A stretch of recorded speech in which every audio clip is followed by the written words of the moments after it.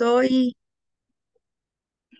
presente, para dar hoy la materia de criminalística, ¿es correcto? Así es, maestra. Ok, ¿cuántos alumnos están? Su servidor Mauricio Gómez presente. Ok, ¿quién más? Laura, Yusi. Buenos días, maestra.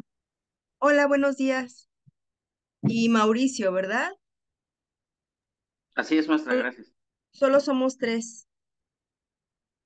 Ok, bueno, yo soy Heidi Piedad Hernández Íñigo. Voy a darles la materia de criminalística. Soy doctorando en investigación criminal y ciencias forenses. Em, Tengo la maestría en investigación criminal y ciencias forenses, la especialidad en criminalística.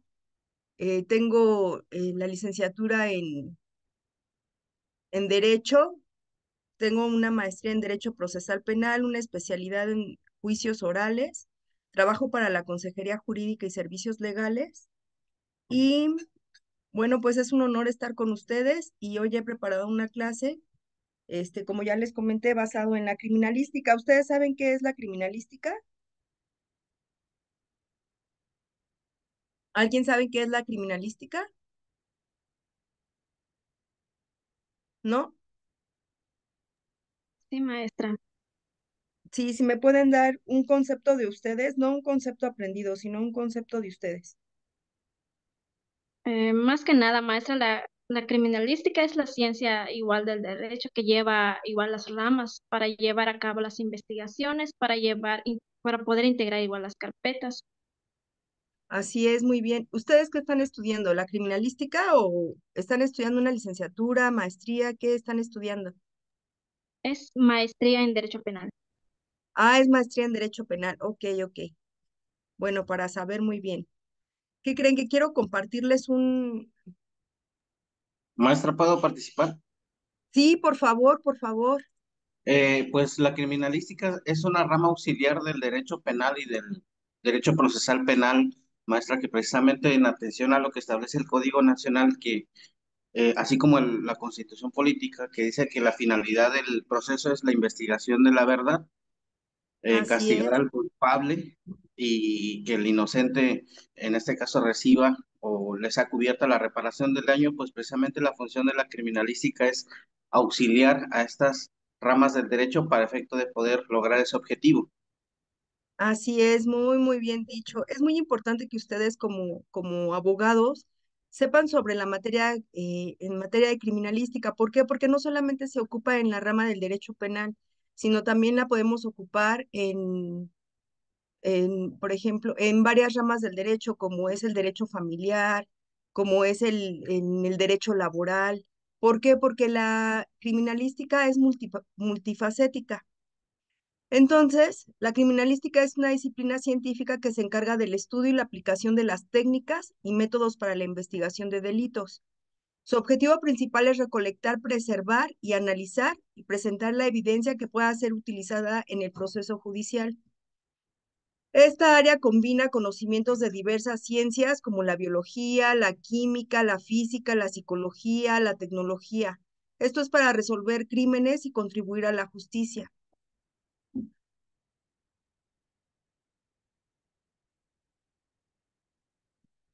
Em, Esta área combina conocimientos, como ya se los dije, y a finales del siglo XIX, pioneros como Hans Gross y Alfonso Bertillón sentaron las bases de esta disciplina. ¿Alguien sabe qué hicieron estos científicos? ¿No? Bueno, Hans Gross es uno de los principales precursores de la criminalística, juntamente con Alfonso Bertillón, pues sentaron las bases de esta disciplina introduciendo métodos sistematizados para el análisis de la escena del crimen, que hoy en día es la criminalística y abarca una amplia gama de especialidades. Cuando se dice que la criminalística se basa en técnicas, se hace referencia a los métodos eh, y procedimientos sistematizados utilizados para investigar crímenes y analizar la evidencia. Estas técnicas son fundamentales para asegurar que la recolección y preservación y análisis de la evidencia se realicen de manera científica y objetiva. Aquí les voy a detallar algunas técnicas más importantes de la criminalística. Por ejemplo, es la recolección de evidencias. ¿Ustedes cómo piensan que es esta recolección de evidencias? Vamos a pensar en materia penal. Van a la escena del crimen y cómo creen que se hace esta recolección de evidencias. ¿Alguien que quiera participar? Maestra, buen día.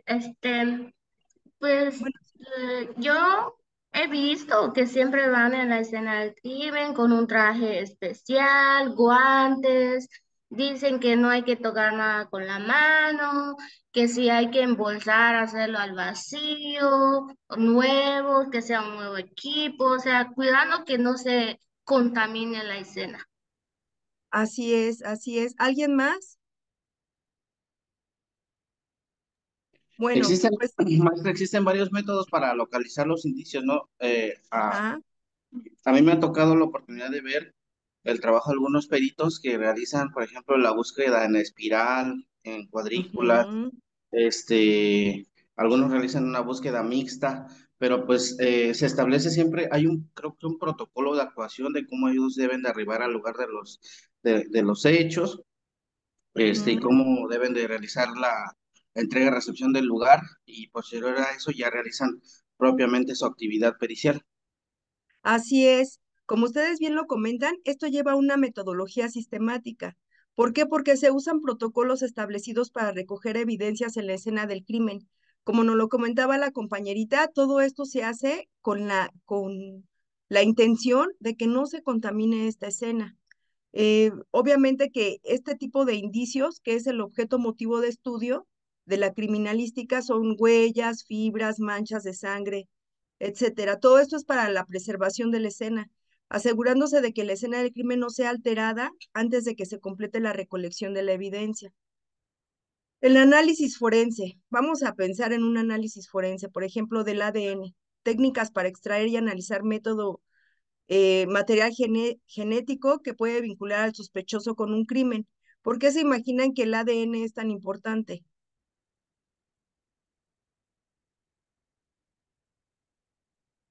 ¿Alguien? ¿Nos puede dar indicios del probable investigado? Del probable responsable, ¿no? Del probable responsable. Y de hecho, esta es una de las pruebas reinas que nos puede dar exactamente de quién se trata este sujeto, ya sea de la víctima, del victimario. No sé si ustedes sepan lo que es la diferencia entre víctima, victimario, cómo se utiliza en criminalística este tipo de conceptos para que me puedan entender, pues obviamente la víctima es el sujeto pasivo, perdón, y el sujeto activo es el victimario. Pues obviamente que también tenemos la balística forense, que es el estudio de proyectiles y armas de fuego para determinar su origen y trayectoria, la toxicología, que son los análisis de los fluidos corporales para detectar sustancias químicas, drogas o venenos. También tenemos, por ejemplo, la fotografía forense, que se ocupa en la documentación en la escena del crimen. ¿Por qué? Porque se utiliza la fotografía para documentar esta escena, ya que es de vital importancia, que es lo primero que tenemos a la mano.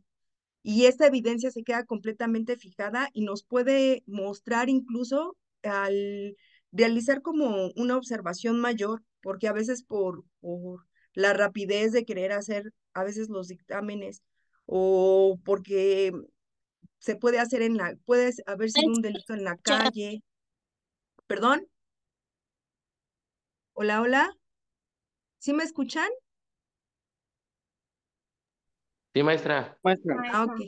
Ok, bueno, porque muchas veces, por ejemplo, puede ser que sea en la calle y que se requiere, pues, recolectar esta evidencia más rápido. Obviamente que la fijación fotográfica incluso nos puede ayudar si se nos pudo haber pasado algo a nosotros como peritos.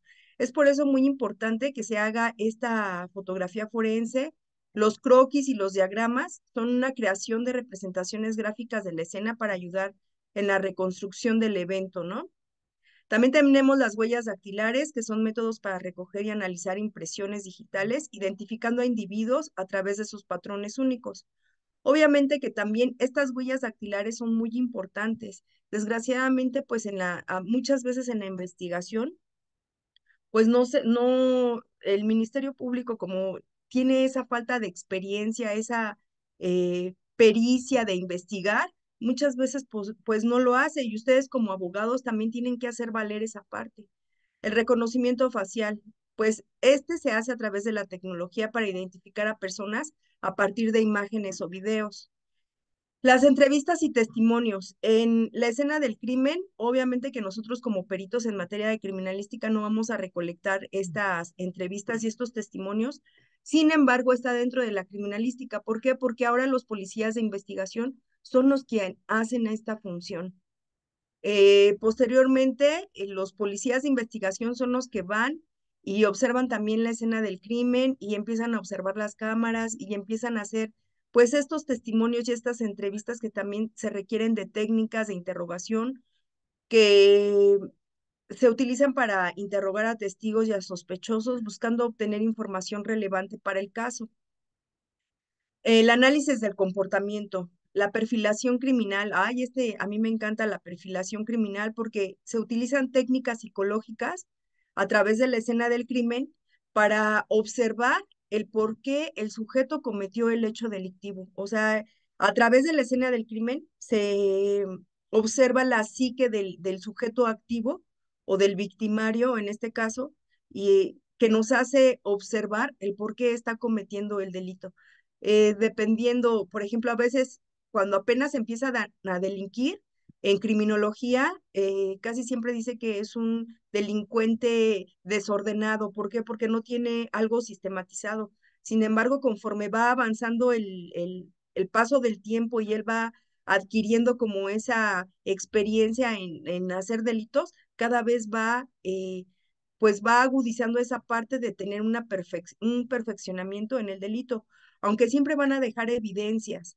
Siempre se va a dejar evidencia en la escena del crimen, tanto del victimario o el sujeto activo, como de la víctima, que es el sujeto pasivo, y así ambos tres están intercambiando siempre esos indicios, que esto da huella, arma o vestigio, y que nos puede dar el resultado de quiénes fueron los que participaron, así como también el grado de participación. Bueno, pues obviamente que esto que nos proporciona resultados objetivos, ya que las técnicas objetivas permiten que estos resultados sean reproductibles y verificables, que es la clave de todo proceso judicial. En resumen, pues la criminalística se basa en técnicas porque estas son los instrumentos que permiten a los investigadores desentrañar la verdad detrás de los delitos, ofreciendo un enfoque científico y riguroso para lo que es crucial para la justicia. ¿Tienen alguna duda de lo que les acabo de comentar? De mi parte, no. ¿No? Ok, entonces voy a proseguir. Me gustaría que ustedes interactuaran conmigo, o sea, que no tengan miedo de participar, de que si tienen alguna duda o quieran comentar algo, lo puedan hacer, ya que es muy importante que ustedes como abogados tengan estos conocimientos, porque muchas veces, desgraciadamente, pues los abogados, incluso los peritos, muchas veces dejan este tipo de conocimientos que son de vital importancia y que les va a ayudar en su teoría del caso. Bueno, ¿cuándo se dice que la criminalística ocupa métodos? Se hace referencia a los enfoques sistemáticos y organizados que los investigadores utilizan para llevar a cabo la recolección, el análisis y la interpretación de la evidencia en una investigación criminal. Estos métodos son esenciales porque permiten asegurar el proceso sea riguroso, confiable y reproductible. Eh, Aquí te explico cuáles son algunos aspectos claves sobre esto. Bueno, se ocupa el método científico. ¿Alguien sabe lo que es el método científico? Que sigue una serie de pasos para llegar a un resultado cierto desde pues una hipótesis. Así es. ¿Qué más? ¿Sabe alguien los pasos a seguir? ¿No? Bueno, primero, ¿qué tendríamos que hacer? Vamos a la escena del crimen y tenemos que utilizar la observación. ¿Por qué es muy importante la observación? Vamos de lo general a lo particular. Yo llego a la escena del crimen y observo un todo. Tengo que observar cuál es el delito o a quién fue la afectación del bien jurídico tutelado. En este caso vamos a pensar que les gusta el homicidio del homicidio, les gusta el delito de homicidio, que es como el más ejemplar, ¿no? Llegamos a la escena del crimen y lo primero que vemos es que mataron a una persona. Entonces, vamos a hacer esa observación. Vamos a ir al cuerpo y vamos a verificar, pues, con qué fue que lo mataron. Al parecer fue con un arma de fuego. ¿Por qué? Porque hay casquillos. Después de la observación sigue una hipótesis, ¿no? Pues entonces lo mataron con una pistola de arma de fuego. Y después se hace la hipótesis, después se hace la experimentación, que efectivamente luego va con el médico forense y el médico forense nos dice que efectivamente que fue con un proyectil de arma de fuego. Pero ¿qué creen? Muchas veces en materia de criminalística nos damos cuenta que a veces quieren pasar la escena del crimen como algo que no fue, para que no sea acusado. ¿Qué tal si lo asfixiaron y posteriormente le dan, por ejemplo, le realizan una lesión con un proyectil de arma de fuego?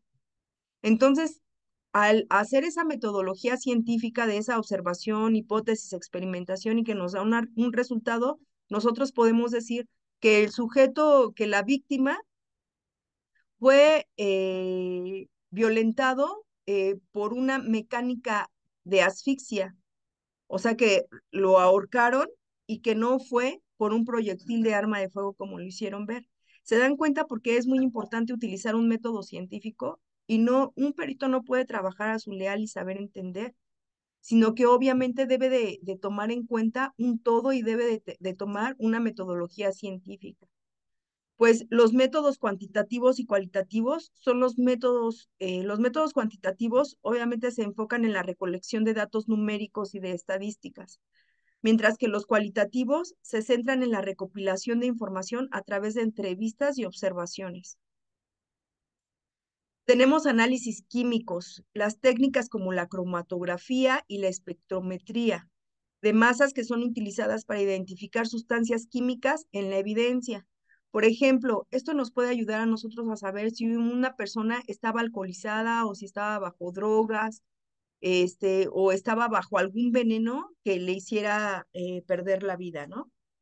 Los métodos de recolección y evidencia son protocolos de la escena del crimen, métodos estandarizados para asegurar que la recolección de evidencia en la escena sea metódica y completa. Nosotros tenemos un principio de mismicidad que tiene que ser que el indicio que se recolectó tiene que ser el mismo que se encuentra cuando se termina incluso el proceso. Si este indicio fue alterado, este indicio ya no va a tener la suficiente fuerza ni va a tener el sustento legal para decir que efectivamente fue un indicio tomado de la escena del crimen. Obviamente la cadena de custodia. La cadena de custodia utiliza métodos para documentar el manejo de la evidencia, desde su recolección hasta su presentación en el juicio, asegurando que no haya alteraciones. Siempre que se va a recolectar un indicio, debe de haber un escrito, tenemos un formato de escritos en donde vamos a decir cómo encontramos ese indicio, en qué condiciones lo encontramos, cómo se embala, a quién se entrega, quién lo recibe y etcétera, ¿no? Así conforme va pasando esa cadena de custodia, es esa evidencia que tiene que tener ese registro escrito. Tenemos métodos de entrevista y interrogatorio, como se los comenté. Obviamente, por ejemplo, les voy a poner un ejemplo.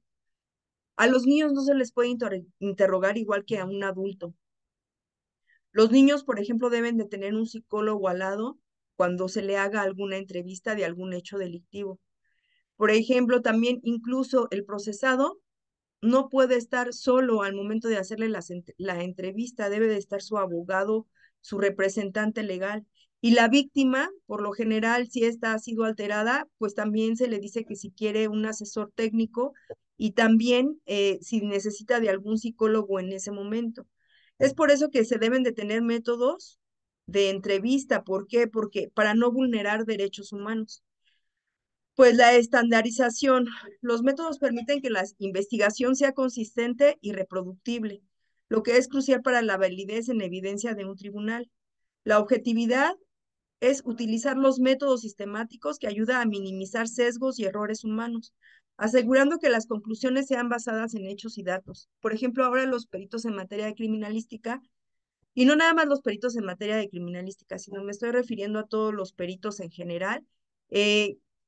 Por lo general, la fiscalía, el gobierno, se ha preocupado porque estemos capacitados con la norma ISO. ¿Por qué? Porque son instrumentos estandarizados internacionalmente que nos hacen llevar a cabo los métodos y estas técnicas en el cual el resultado debería de ser igual. Y si estos dictámenes o estos informes no tienen un resultado que a lo mejor solamente pueda cambiar en ciertas cosas como lo que es la redacción, pero el objeto motivo de ese dictamen tiene que tener el mismo resultado.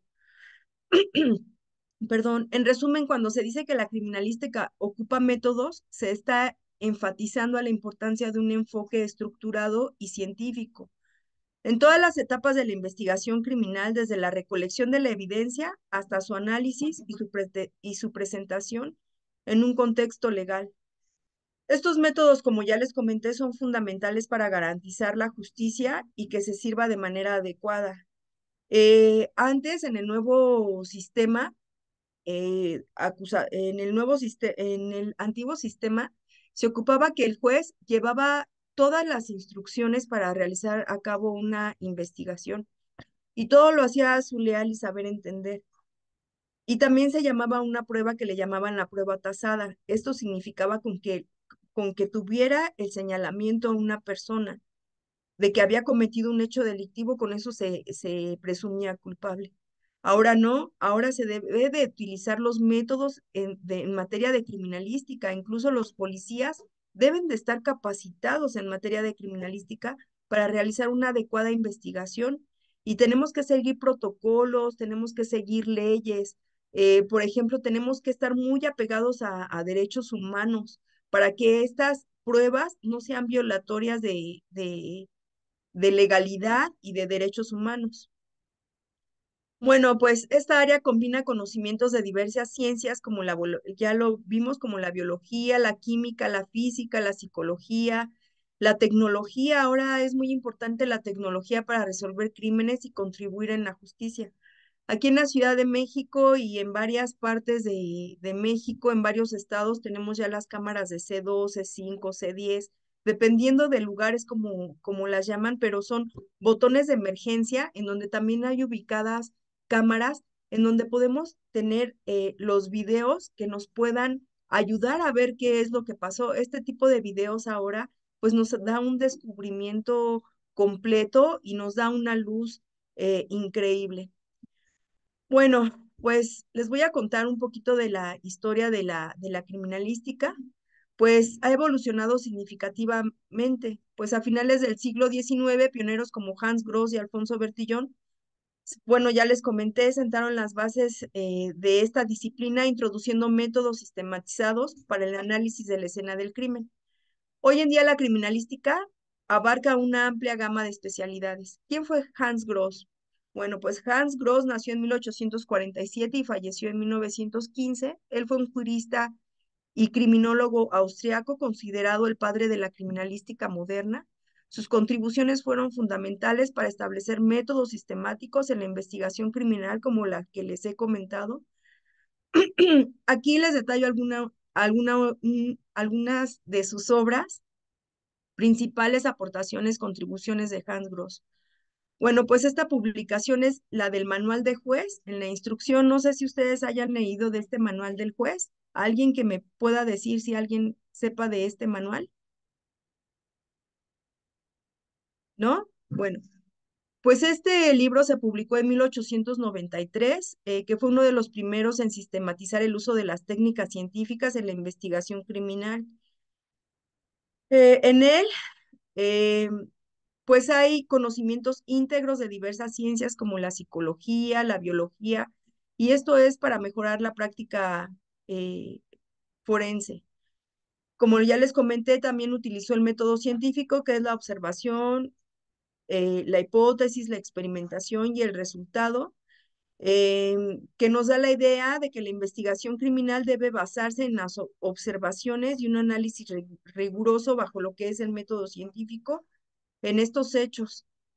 También fue quien hizo la creación de la criminalística a través de sus escritos y enseñanzas, y Hans Gross ayudó a establecer la criminalística como una disciplina independiente, promoviendo sus enseñanzas en universidades y su aplicación en el sistema judicial, que es una investigación multidisciplinaria que promovió la colaboración entre diferentes disciplinas científicas, recordando que la criminalística es una ciencia multidisciplinaria, y yo le digo que es una ciencia porque ocupa un método científico. Mucha gente dice que es una disciplina, pero realmente no, porque sí se usa un método científico. Bueno, eso es a mi punto de vista, ¿no? Estas bases también sentaron la criminología moderna, que incluye diversas especialidades forenses. Como yo les comentaba, no sé si ustedes han visto por ejemplo, las series de ACCI, ¿no? Algo así se llama. No sé, ahora que son muy famosas estas series de investigaciones.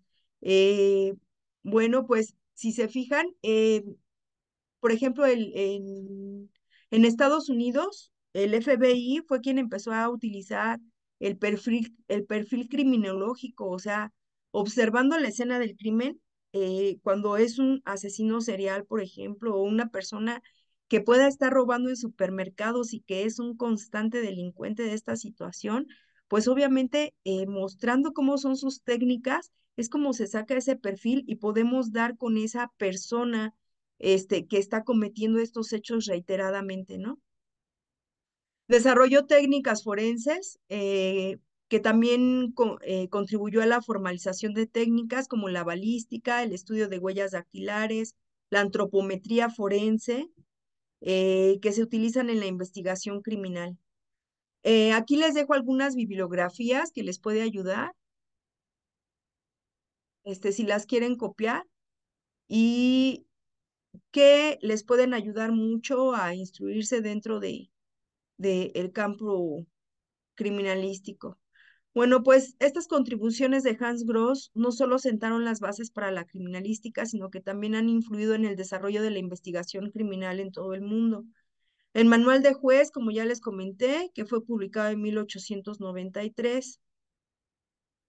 ¿Y qué es lo que tiene este Manual del Juez? Bueno, pues tiene el método científico, que ya les comenté, que está basado en la metodología científica. Los tipos de evidencia, pues describe varias formas de la evidencia como huellas dactilares, balística, los documentos y cómo deben de ser recolectados y analizados.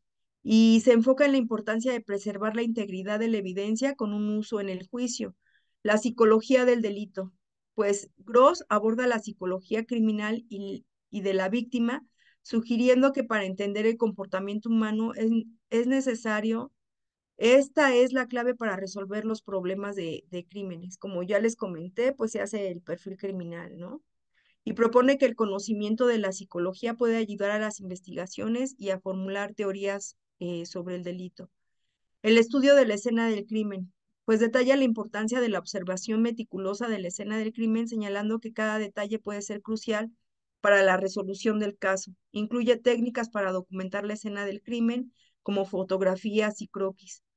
La colaboración interdisciplinaria. ¿Por qué? Porque la criminalística, como bien lo mencionaba el compañero, es la ciencia auxiliar del derecho penal que ayuda a observar el grado de participación, a observar al delincuente, a la víctima y cuál fue en el daño del bien jurídico tutelado, pero para esto se requieren diferentes disciplinas o diferentes materias como es la medicina, la química, la psicología. Esto es para abordar la complejidad de los delitos.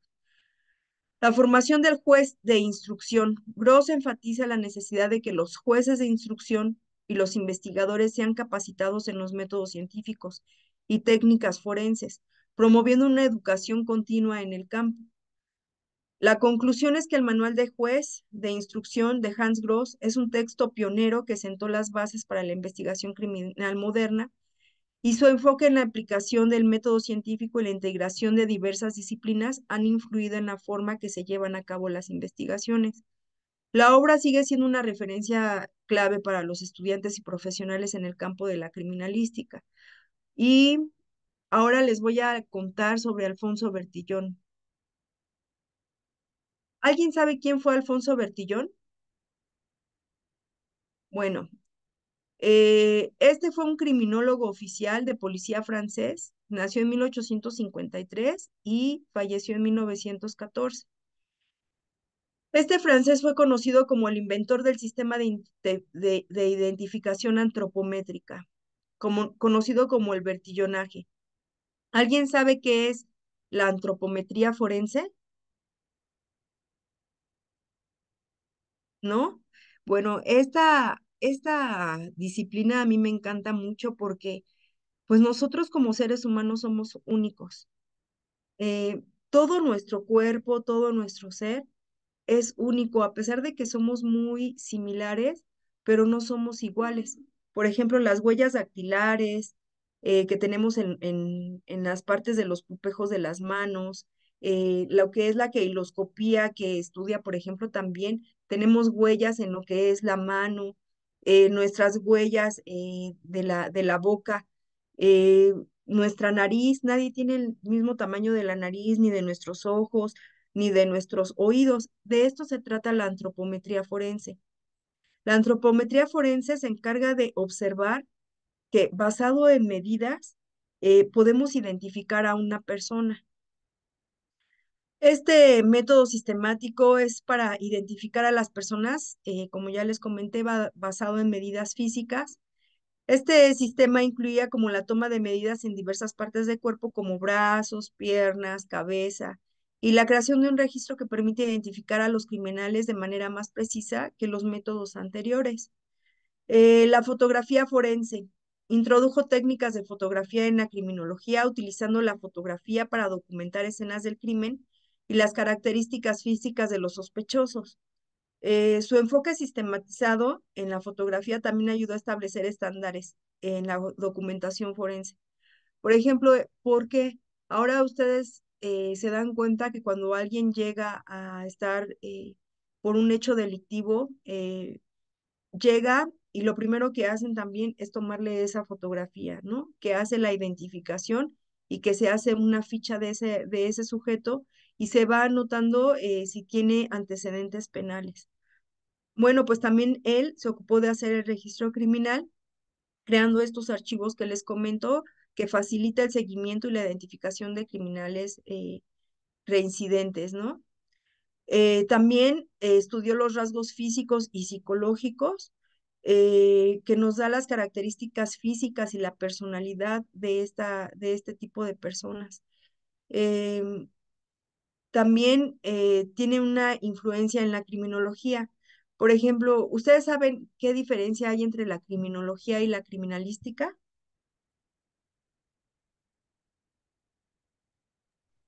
A Nos pesar de ser, decían que la criminología ajá, estudiaba el entorno social del presunto responsable. así es. Les voy a decir por qué es muy importante. Miren, la criminología en sí estudia lo que es la psique y, como bien dices, el entorno social.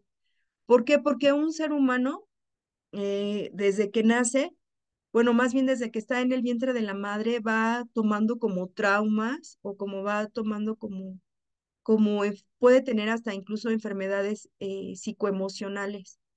Cuando un feto se siente rechazado, lastimado, pues ya empieza él a crear como ciertos sentimientos y conforme va creciendo y si su entorno es hostil, este sujeto va siendo como más propenso a realizar crímenes y a realizar delitos. No sé si ustedes han visto la película, por ejemplo, del Fragmentado, ¿no? Bueno, si pueden, véanla, está muy buena. Se llama El Fragmentado.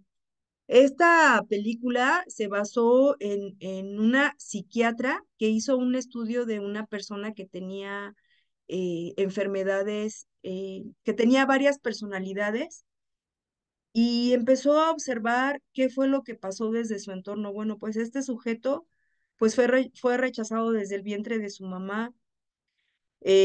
Su mamá se casa con otro sujeto y el padrastro, aparte de que tenía una violencia física, o sea que realizaba golpes muy fuertes, también recibió por este sujeto violencia sexual porque pues lo violaba, abusaba, lo humillaba y esto hizo a que el mismo organismo es tan, ¿cómo podríamos decirle? Tiene elementos como de protección que hizo a que su cerebro empezara a fragmentarse y empezó a realizar varias personalidades.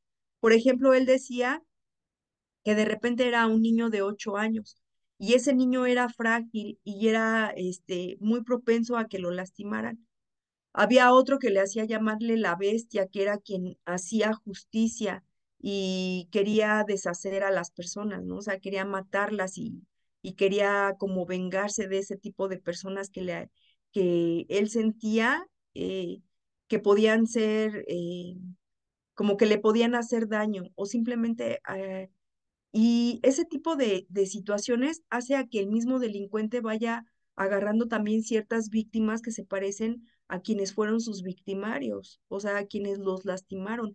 Y ellos al realizar esos delitos de matarlos, de violarlos y de hacerles daño, ellos sienten satisfacción porque es una manera como de desquitarse. Y eso es lo que estudia la criminología. Y eso es lo que estas personas aportaron a esta nueva generación de investigación del delito.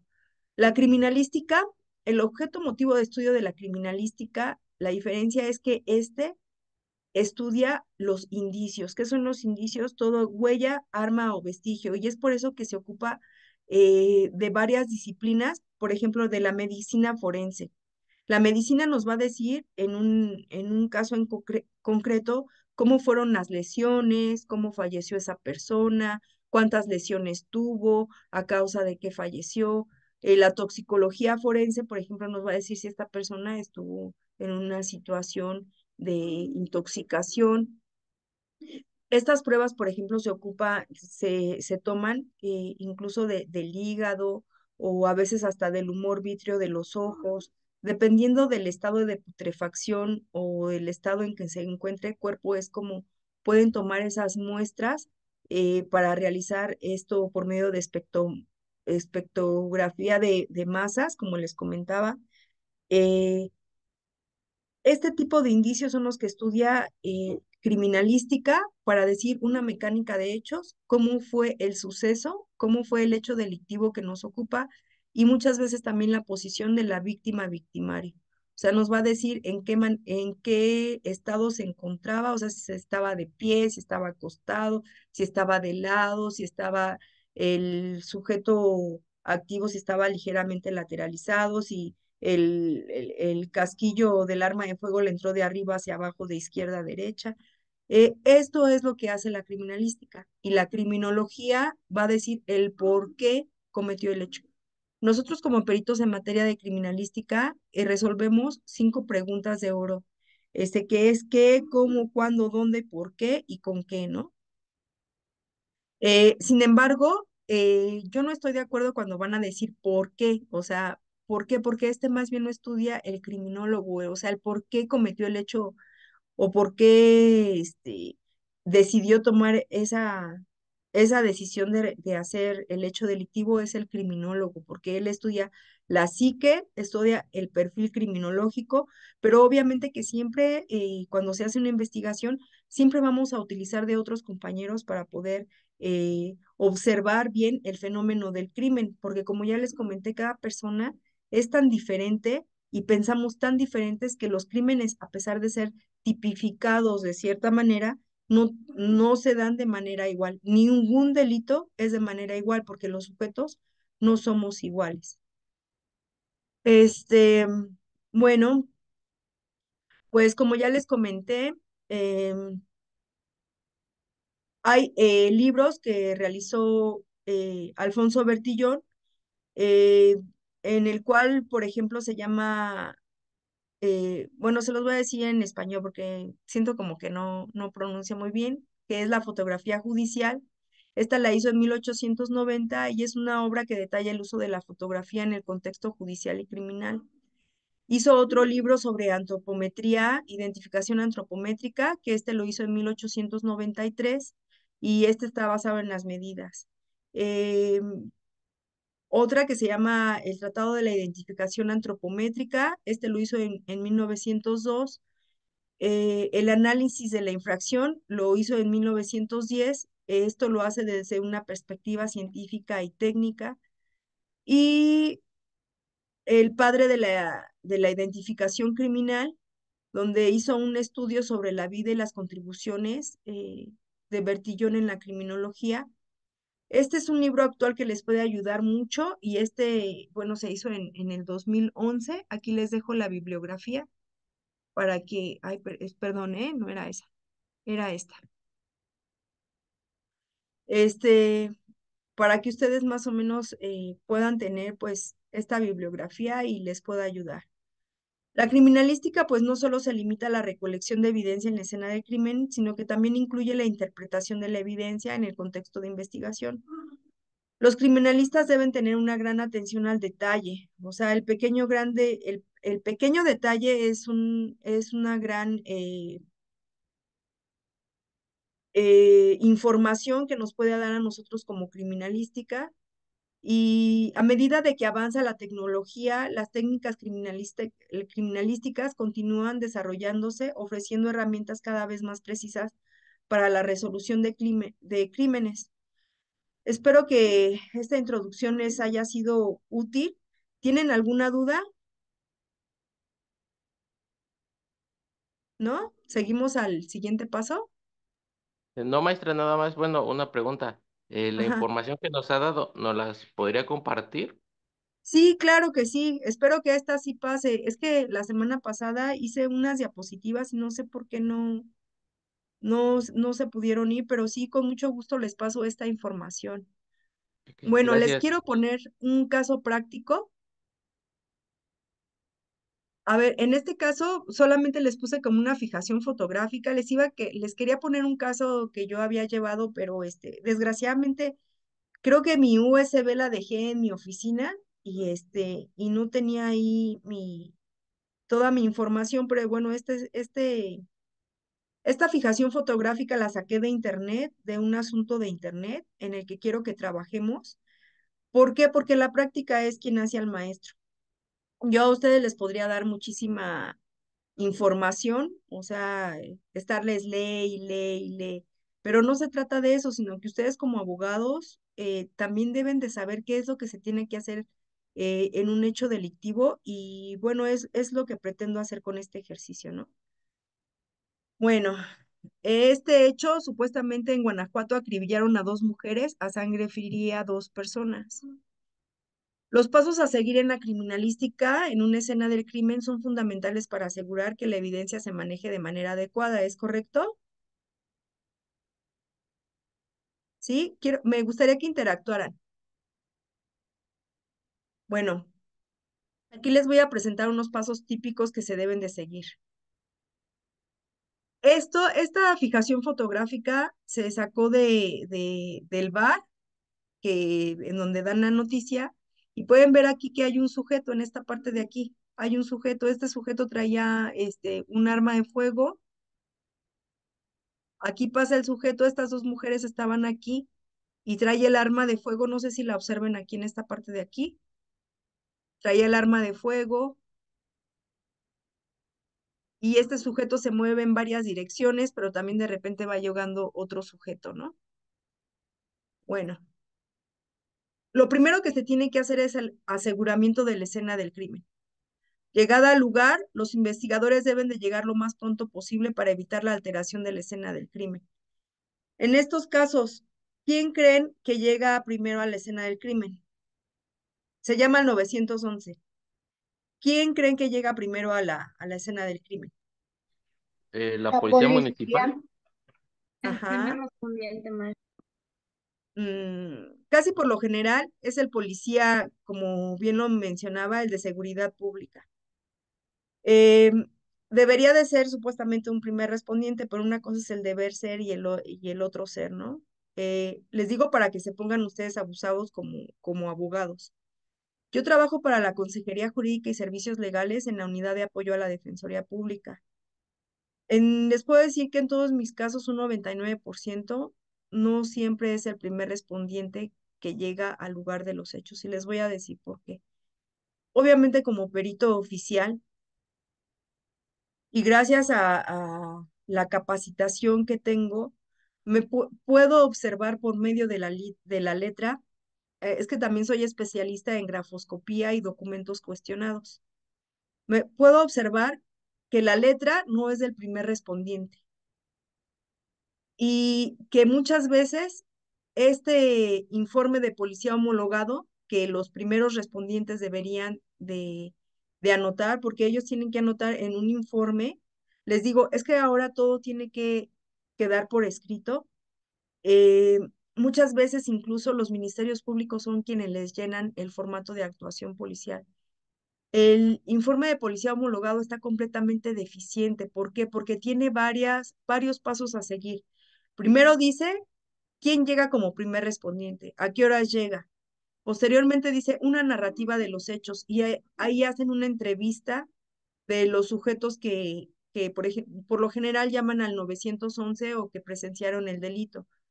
Firman. Y también tiene otro anexo en donde dice anexo de detenciones. Ahí tiene que decir cómo el sujeto activo a quien agarraron, cómo estaba vestido, qué características físicas tenía, si por ejemplo su tez es blanca, si trae bigote, si tiene cabello largo, si tiene cabello corto, que si es un sujeto masculino, femenino, el tipo de zapatos que trae, si le encontraron, también hay un apartado que dice que si encontraron indicios, en qué condiciones se encontraron esos indicios, si les encontraron un objeto apto para agredir, que si tuvieron que utilizar la fuerza. ¿Y qué creen? Que todo ese informe, o sea, absolutamente dicen, o sea, lo tachan y luego dicen que por qué no era necesario transcribir esos apartados. Eh, Les digo para que ustedes como abogados, si llevan materia penal, y les interesa la materia penal, se fijen muy bien en esa situación. Bueno, pues en lo que es la legalidad debería de ser el primer respondiente, pero pues ya les comenté, no siempre es el primer respondiente. También porque puedo observar todo esto. ¿Ustedes qué creen a mí como perito que me puede decir si es verdad o no que es el primer respondiente, o sea, la primera persona que llega a la escena del crimen? Algo que les pueda decir, que se imaginen que me puede decir a mí como perito que no fueron ellos. Al preguntar no saben qué contestar.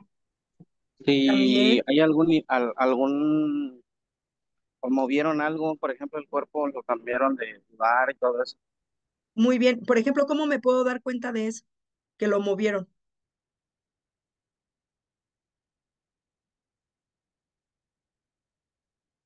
¿no? Bueno, miren, les voy a decir, es algo así como muy sencillo. Ya ven que les comenté que hay cámaras de C2 y C5.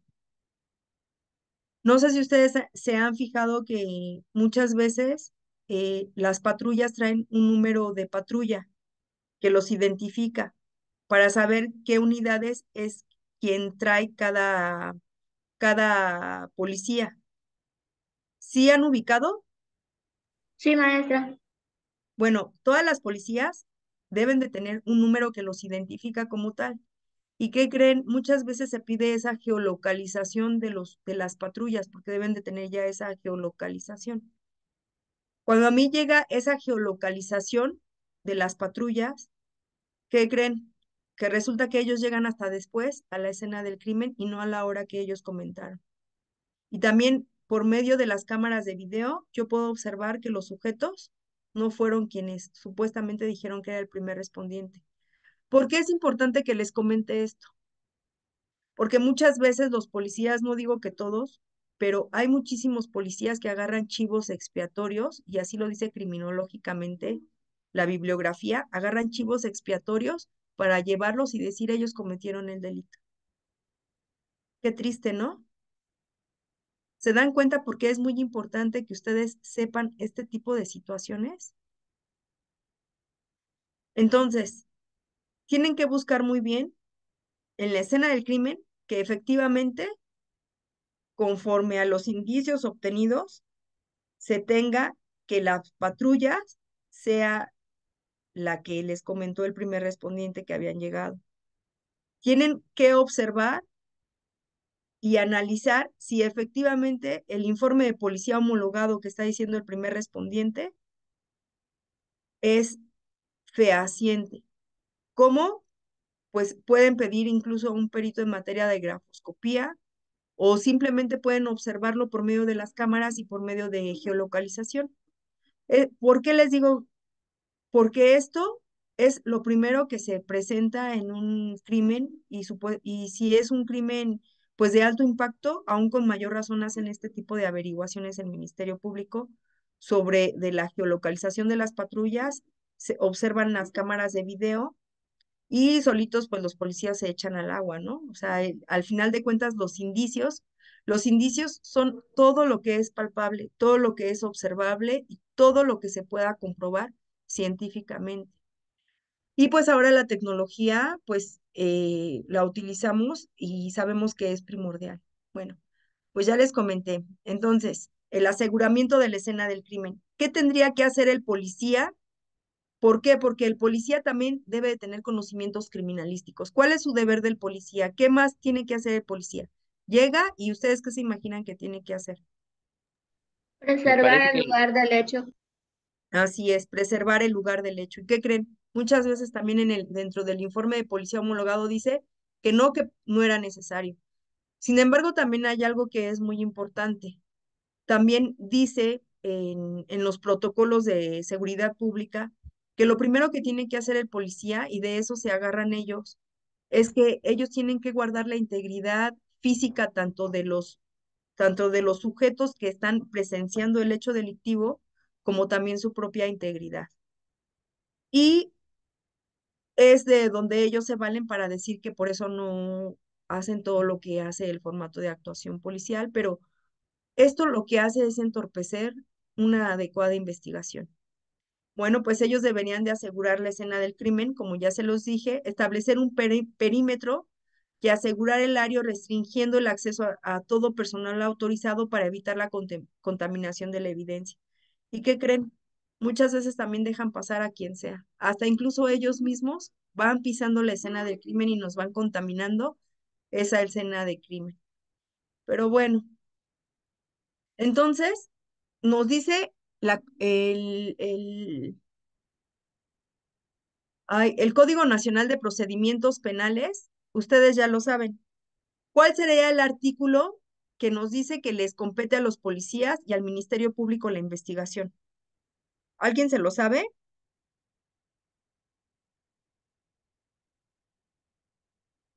¿No? Creo que es el 211 del Código Nacional de Procedimientos Penales. Nos dice que a la policía y al Ministerio Público le compete la investigación y así sucesivamente se sigue con el 212, 213, en donde nos dice que la investigación tiene que ser lo más rápida, eficiente, imparcial y que tiene que ser conforme a derechos humanos. Bueno, pues nosotros también como peritos en materia de criminalística también tenemos que utilizar este tipo de circunstancias y observaciones. Bueno, pues el método de búsqueda. ¿Cuáles creen que son los métodos de búsqueda? Hace un momento alguien me lo dijo, ¿no? Bueno. En la criminalística, los métodos de búsqueda son técnicas sistematizadas que utilizan para localizar y recolectar la evidencia en la escena del crimen. Estos métodos son esenciales para asegurar que se identifique todos los elementos relevantes que puedan ayudar a la investigación. Y algo que es bien bonito, muchachos, y que quiero que lo tomen en cuenta, a pesar de que se hacen estas deficiencias por los policías que no hacen conforme a los protocolos y que contaminan la escena, siempre va a haber indicios que nos van a decir la participación de cada uno de ellos. Por ejemplo, en este caso, ¿qué indicios creen que podríamos tener en esta escena del crimen? Los casquillos, Ay, muy bien. ¿Qué más?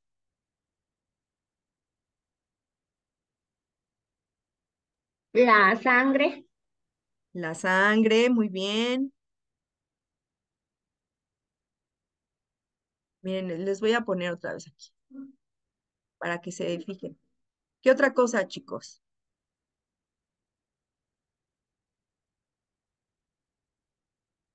Acuérdense, los videos es uno de los principales indicios. ¿Qué más? ¿Las pisadas? ¿Las pisadas nos podrían proporcionar algo? Bueno, les voy a contar que sí. ¿Por qué?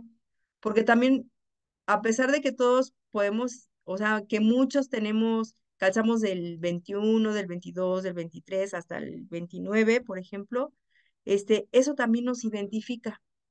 Por ejemplo, si agarran al sujeto y yo tengo una pisada y esa pisada corresponde al número 9 y al sujeto que agarran es del número 8, ¿corresponde o no corresponde?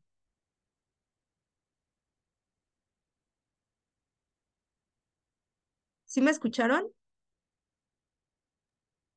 Sí, maestra.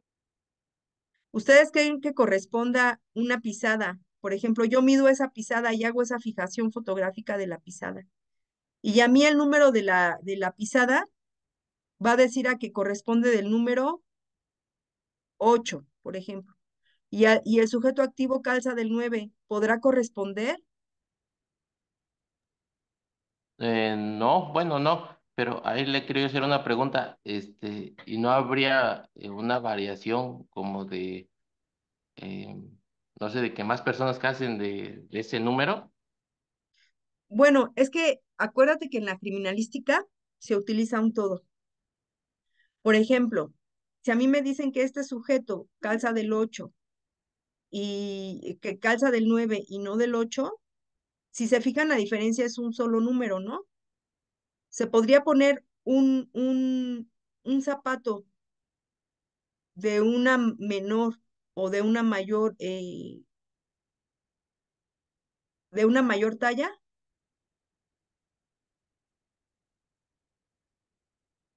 Sí se podría, ¿no?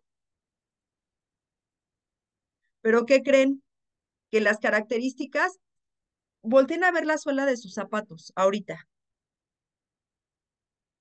A ver, mire, por ejemplo, yo traigo aquí un guarache. Este guarache, ¿cuál característica tendría? Que tiene la palomita de Nike, ¿no? ¿Sí se fijan? ¿Sí la alcanzan a ver, chicos? Sí, Sí, maestra.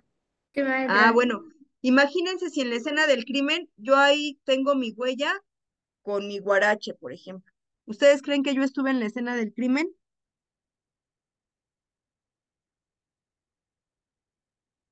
Pues sí, ¿no?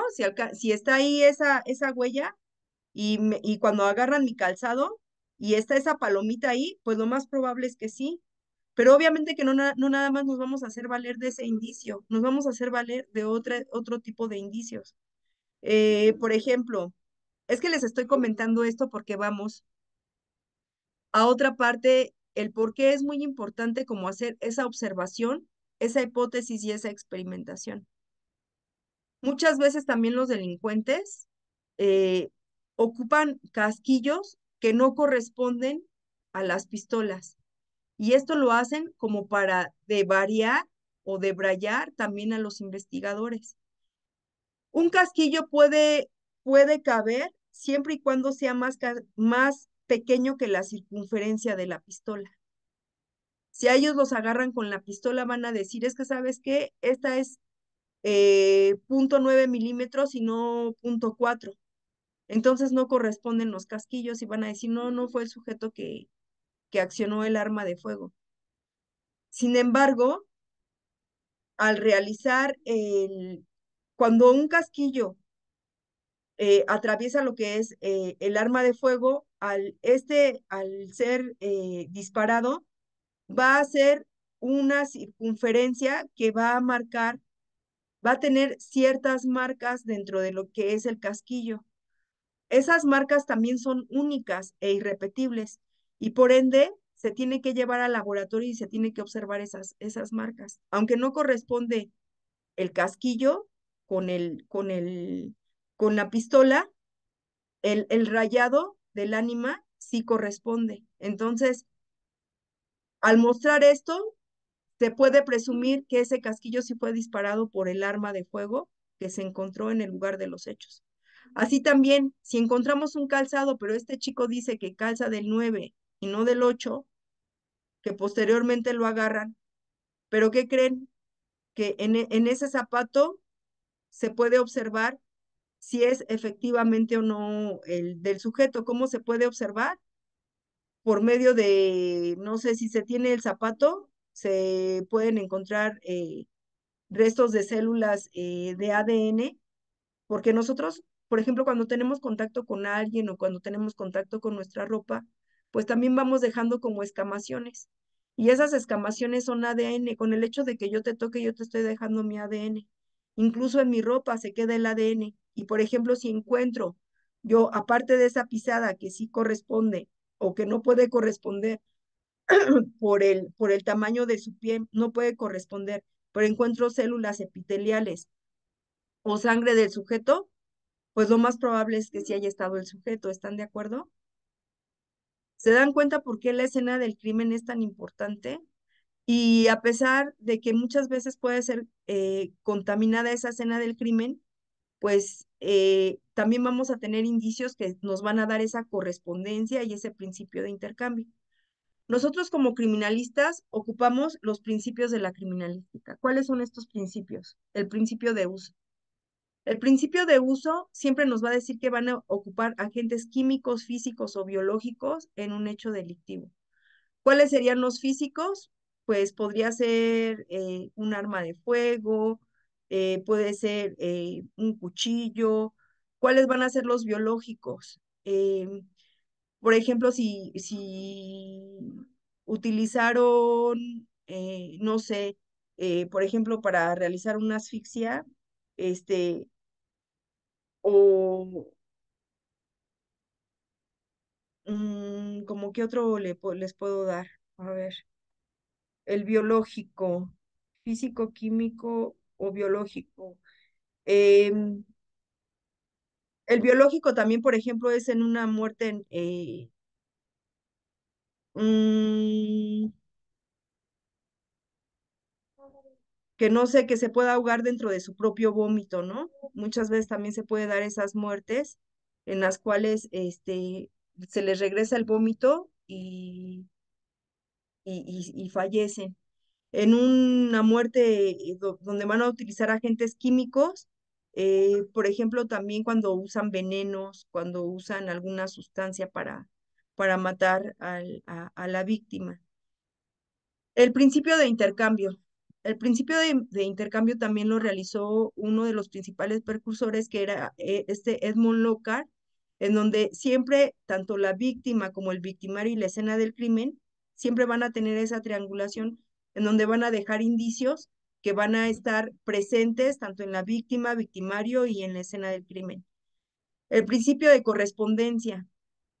Como les comentaba, pues todo cuerpo siempre va a estar morfológicamente de cierta manera. Sin embargo, al realizarle una violencia física, siempre va a tener un daño material. Al hacer este daño material, siempre vamos como a comparar ese objeto que realizó el daño y vamos a poder experimentar si efectivamente fue o no fue ese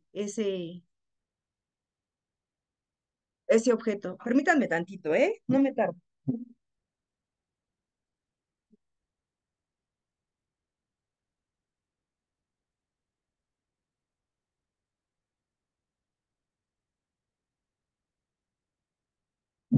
Ya, disculpen.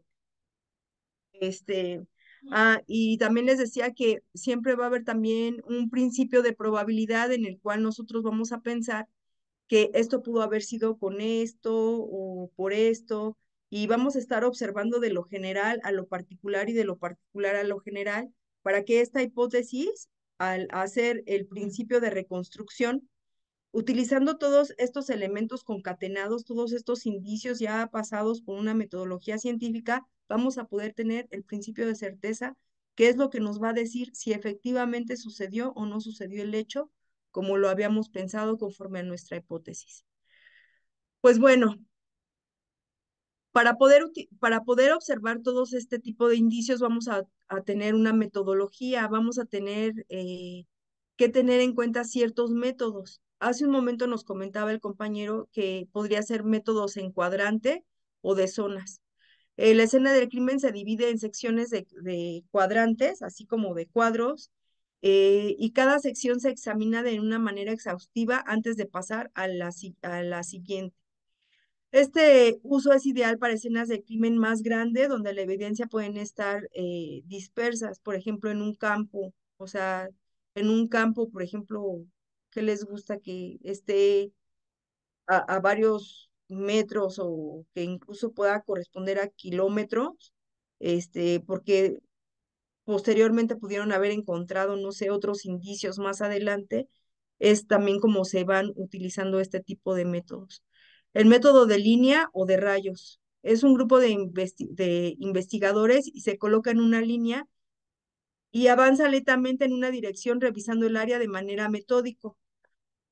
Perdón, este uso es eficaz en las áreas abiertas o al aire libre como en campos o bosques. Por lo general, este tipo de métodos de línea o de rayos o también los cuadrantes, como les comentaba, por ejemplo, se hacen en la búsqueda de cuerpos, ¿no? Cuando, por ejemplo, encuentran fosas donde pudieron haber muerto varias personas, van ocupando este tipo de métodos. El método de espiral. Esta descripción se inicia dentro de la escena del crimen y se va realizando así en espiral. Y esta búsqueda se hace de afuera hacia adentro o viceversa. Este uso es útil en escena donde no hay barreras físicas y se requiere asegurar que cada área sea revisada minuciosamente. El método de rastro. Este método se utiliza para seguir un rastro específico como las huellas de zapatos o de marcas para determinar el camino que tomó un sospechoso o una víctima. Este uso es efectivo para localizar la dirección de fuga de un sospechoso o el movimiento de la víctima.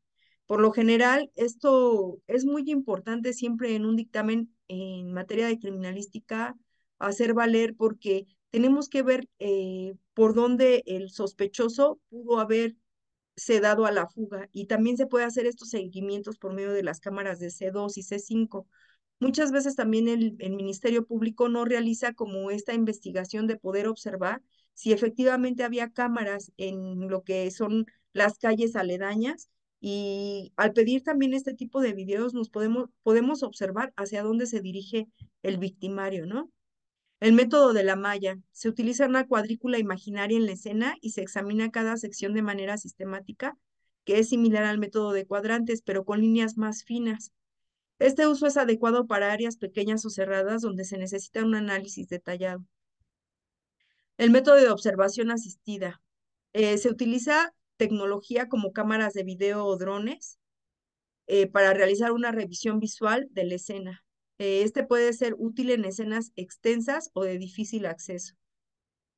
Los métodos de recolección de evidencia por descripción. La búsqueda se organiza en función de los tipos de evidencia que se están buscando, como la biología, la física digital, etc. Este uso ayuda a asegurar que se recojan todos los tipos de evidencia relevantes de manera eficiente e importantes en los métodos de búsqueda. Bueno, pues se debe de tener eficiencia. Permiten que los investigadores cubran la escena de manera sistemática, asegurando que no se pase por alto la evidencia crucial. La minimización de errores, esto hace a que pues no haya errores, que no haya contaminación de la escena y que no se pierda alguna evidencia. No obstante, no nada más basta con esta búsqueda de indicios. Siempre se tiene que hacer una documentación. ¿Por qué? Porque la documentación facilita la precisión de la escena. Esto es fundamental para la presentación de pruebas en el tribunal. Se debe de elegir el método de búsqueda. Los investigadores deben de considerar el tipo de la escena del crimen y la naturaleza del delito y el tipo de evidencia que se espera encontrar. Obviamente que cada método tiene sus ventajas y sus desventajas y a menudo se utilizan en combinación para obtener los mejores resultados. ¿Cuáles son estos pasos a seguir? Pues obviamente que esta documentación en la escena del crimen se hace una fotografía, recordando que así como ustedes ven, por ejemplo, en las películas, que siempre se pone una numerología. Por ejemplo, vamos a pensar en el delito de homicidio, como el que lo acabamos de ver aquí. Aquí van a estar los dos cuerpos y nosotros llegamos a la escena del crimen. Por ejemplo, ¿cuál creen que serían nuestros primeros indicios que vamos a ver en la escena del crimen? ¿No? Pues por lo general, siempre los primeros indicios que se ven en un caso de homicidio, pues son los cuerpos, ¿no? Hay algo que yo comentaba ayer con una criminalista que mencionaba que era importante que los cuerpos, por ser seres humanos, que no se deberían de poner números porque no son objetos. Sin embargo, no está escrito o no tiene una legalidad como tal. Pueden ser por letras o por números. Sin embargo, ella argumentaba que por el hecho de ser cuerpos, que se debe de tener como un tacto especial, por el simple hecho de ser humanos y que debíamos de poner letras. Sin embargo, lo que no está escrito está permitido. ¿Están de acuerdo? Como criminalistas, esto ya lo harán a su función, a lo que ellos crean, pueden poner letras o números. Y de ahí pueden ir desprendiendo el indicio número 1, indicio número 2, indicio número 3, indicio número 4. Así, al realizar esta documentación y ponerle los números, lo primero que se tiene que hacer es hacer esa fijación fotográfica para que ese indicio quede preservado. ¿Qué también hace el criminalista? Pues hace un croquis, crea un diagrama de la escena marcando la ubicación de la evidencia y otros elementos relevantes. La recolección de la evidencia. Esto tiene que hacer una identificación de evidencia, identificar y clasificar los elementos. Pueden ser considerados como huellas, residuos, objetos, etc. Los métodos de recolección. Tiene que usar técnicas adecuadas para recoger cada tipo de evidencia. Por ejemplo, usar guantes para las huellas dactilares. Los contenedores tienen que ser apropiados para las muestras biológicas. También, ¿qué pasa si encuentran celulares o encuentran alguna tableta? ¿Ustedes creen que al utilizar que vayan a encontrar un teléfono, por ejemplo, en una escena del crimen, estos pueden ser alterados? Pues que creen que sí pueden ser alterados. Y esto se requiere de unas bolsas especiales en los cuales ya las ondas de las antenas ya no puedan llegar a estos celulares para que queden tal cual los encontraron en la escena del crimen. Porque desde lejos incluso pueden ser modificables. Por ejemplo, no sé, ya ven que ahora los dispositivos los podemos conectar a las computadoras. Y aunque yo no tenga mi celular, yo puedo seguir viendo mis WhatsApp. ¿Qué tal si van y borran esa información o esas fotografías que posiblemente podrían ayudarnos a nosotros a realizar como esa evidencia que nos pueda dar luz de ese hecho delictivo? Bueno, pues el análisis preliminar, la observación de indicadores clave. El análisis inicial de la escena para identificar patrones o indicios que puedan guiar la investigación, por ejemplo, la posición del cuerpo, los objetos desordenados, como les comentaba, pues esto se hace a través también de números, de letras, ya dependiendo del sujeto que realiza la investigación, ¿no? Las entrevistas iniciales, ¿estas quién las hace? Ahora sí, el policía de investigación o el primer respondiente o los policías de seguridad pública. Estas entrevistas, como ya les dije, tienen que ser breves, con testigos, con víctimas o personas presentes para obtener esta información relevante sobre el incidente. Esta recolección de testimonios deben de llevarse a cabo en entrevistas más profundas con testigos y sospechosos, utilizando técnicas adecuadas para obtener la información. Como ya les comentaba, pues tenemos que llevar protocolos a seguir, ¿no? ¿Cómo queda este registro de declaraciones? Pues tienen que anotar y también se utilizan los medios electrónicos como grabar declaraciones para su análisis posterior. El análisis forense.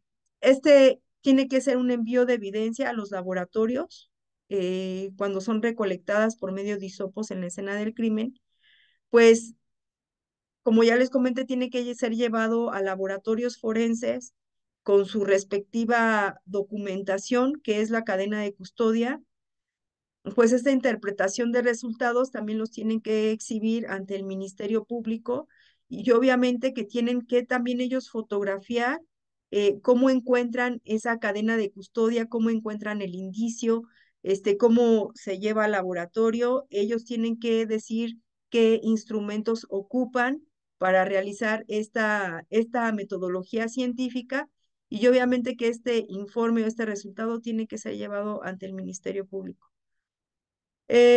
Pues esta documentación completa tiene que redactar un informe detallado que ya les comenté que tiene que incluir todos los hallazgos de la evidencia recolectada, las observaciones, las conclusiones. Y esta tiene que ser preparada para llevar a juicio. Tiene que asegurarse de que toda la documentación y la evidencia estén listas para ser presentadas ante el tribunal. Ojo, todas, todas estas evidencias, como ya les comenté, también tienen que ser conforme a legalidad. ¿Alguien sabe, por ejemplo, la legalidad que se debe de tomar en las pruebas que se tienen dentro del Código Nacional de Procedimientos Penales? ¿Alguien? Sí es maestría en penal, ¿verdad? ¿No, Que sea chicos? por medio de cadena de custodia. Ajá, por medio de la cadena de custodia y ese está en el artículo 272.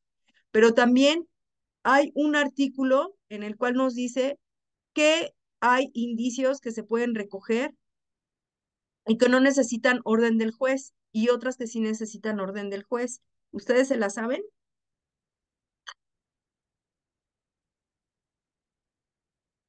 ¿Por qué les estoy comentando esto, chicos? Porque ustedes como especialistas en la materia, ustedes deberían de saber cuáles son los indicios que pueden ser obtenidos lícitamente sin tener una orden del juez e ilícitamente y que esos obviamente pierden la legalidad y por ende puede ser hasta incluso anular un procedimiento penal y pueden dejar a la persona libre, ¿no? Por la violación de derechos humanos. Bueno, se los voy a dejar como tarea, pero se los voy a comentar. Una de los indicios que no necesitan orden del juez, obviamente es observar la escena del crimen, los indicios biológicos que se encuentren de la escena del crimen, realizar las necropsias que se requieran por el hecho de ser muertes violentas, que son en delitos de alto impacto. Pero ¿qué va a pasar si, por ejemplo, una persona necesitamos su ADN para poder corroborar que está en la escena del crimen? Yo puedo ir como perito y decirle, ¿sabes qué? Necesito tu prueba de ADN y hacerlo por mi propia cuenta. ¿Ustedes creen que yo lo puedo hacer? No, No, no se puede, maestra, se tiene que pedir una orden al juez porque es Así violatoria de derechos humanos. claro. Por ejemplo, ¿será lo mismo encontrar unos celulares en la escena del crimen? O, por ejemplo, cuando se encuentra el sospechoso y que cuando encuentran a una persona, por ejemplo, en la calle y que se considera como sospechoso y le quitan su teléfono, por ejemplo, ¿tendrá el mismo sentido legal? No, no. también se pide orden al juez. Así es. También, por ejemplo, la exhumación también se requiere orden del juez, etcétera. Eso quiero es que ustedes lo vean como que lo busquen y que me digan el artículo de los elementos que de los indicios que pueden ser valorado sin orden del juez y los indicios que se tienen que tomar con orden del juez. Bueno, pues ahorita vamos a hablar sobre la cadena de custodia. La cadena de custodia se refiere al seguimiento y a la documentación de la evidencia desde el momento de la recolección hasta la preservación en juicio. Este concepto asegura que la evidencia se maneje adecuadamente y se mantenga su integridad, lo que es crucial para su validez. Ya ven que les comenté que nosotros en criminalística tenemos un principio de mismicidad, de esto se trata. Elementos clave de la cadena de custodia, pues es la documentación. Cada pieza de la evidencia debe de ser registrada detalladamente, incluyendo descripción de la evidencia, fecha y hora de la recolección, nombre del investigador o de la persona que lo recolectó, lugar donde fue encontrada, manejo y almacenamiento. La evidencia debe de ser manejada con cuidado para evitar contaminación o degradación. Esto incluye, pues, el uso de guantes, las herramientas apropiadas durante la recolección, el almacenamiento o contenedores adecuados y etiquetados. La transferencia. Cualquier vez que la evidencia cambie de manos debe de ser documentado también. Y obviamente que no nada más poner ahí tu nombre, sino que también debemos de tener una credencial que nos identifique que esta evidencia, tanto quien la da como quien la recibe. El nombre de la persona que recibe la evidencia, la fecha y la hora de transferencia, el control de acceso, que solamente el personal autorizado debe de tener acceso a estas evidencias, o sea, no a cualquier persona se les tiene que dar. Este registro de incidentes, cualquier incidente relacionado con la evidencia como daños, pérdidas, debe de ser documentado de inmediato. Por ejemplo, muchas veces pueden encontrar a lo mejor hasta incluso memorias y esas memorias pues ya no sirven al momento de su observación, pues se tiene que realizar un informe detallado del por qué ya no sirve esa memoria, ¿no? Por ejemplo. Obviamente tiene que tener esa validez legal. Una cadena de custodia bien mantenida es crucial para que la evidencia sea considerada admisible en el tribunal. ¿Por qué? Porque si esa cadena de custodia, por ejemplo, se pierde, pues obviamente que ya no va a ser legal. Y de una manera en que pueda ser adecuada esta documentación es realizando todo este seguimiento, ¿no? La prevención de la contaminación. Se debe de mantener la cadena de custodia ayudando a asegurar que la evidencia no sea contaminada por personas no autorizadas o por condiciones extremas. La confianza en la investigación. Una cadena de custodia clara y bien documentada refuerza la confianza en la integridad de la investigación y los hallazgos. Como una conclusión, pues la cadena de custodia es un pilar esencial en la materia de criminalística y en la justicia penal. Se asegura de que la evidencia recolectada sea tratada de manera rigurosa y sistemática, lo que es vital para el éxito en las investigaciones y en la validez de los procesos legales.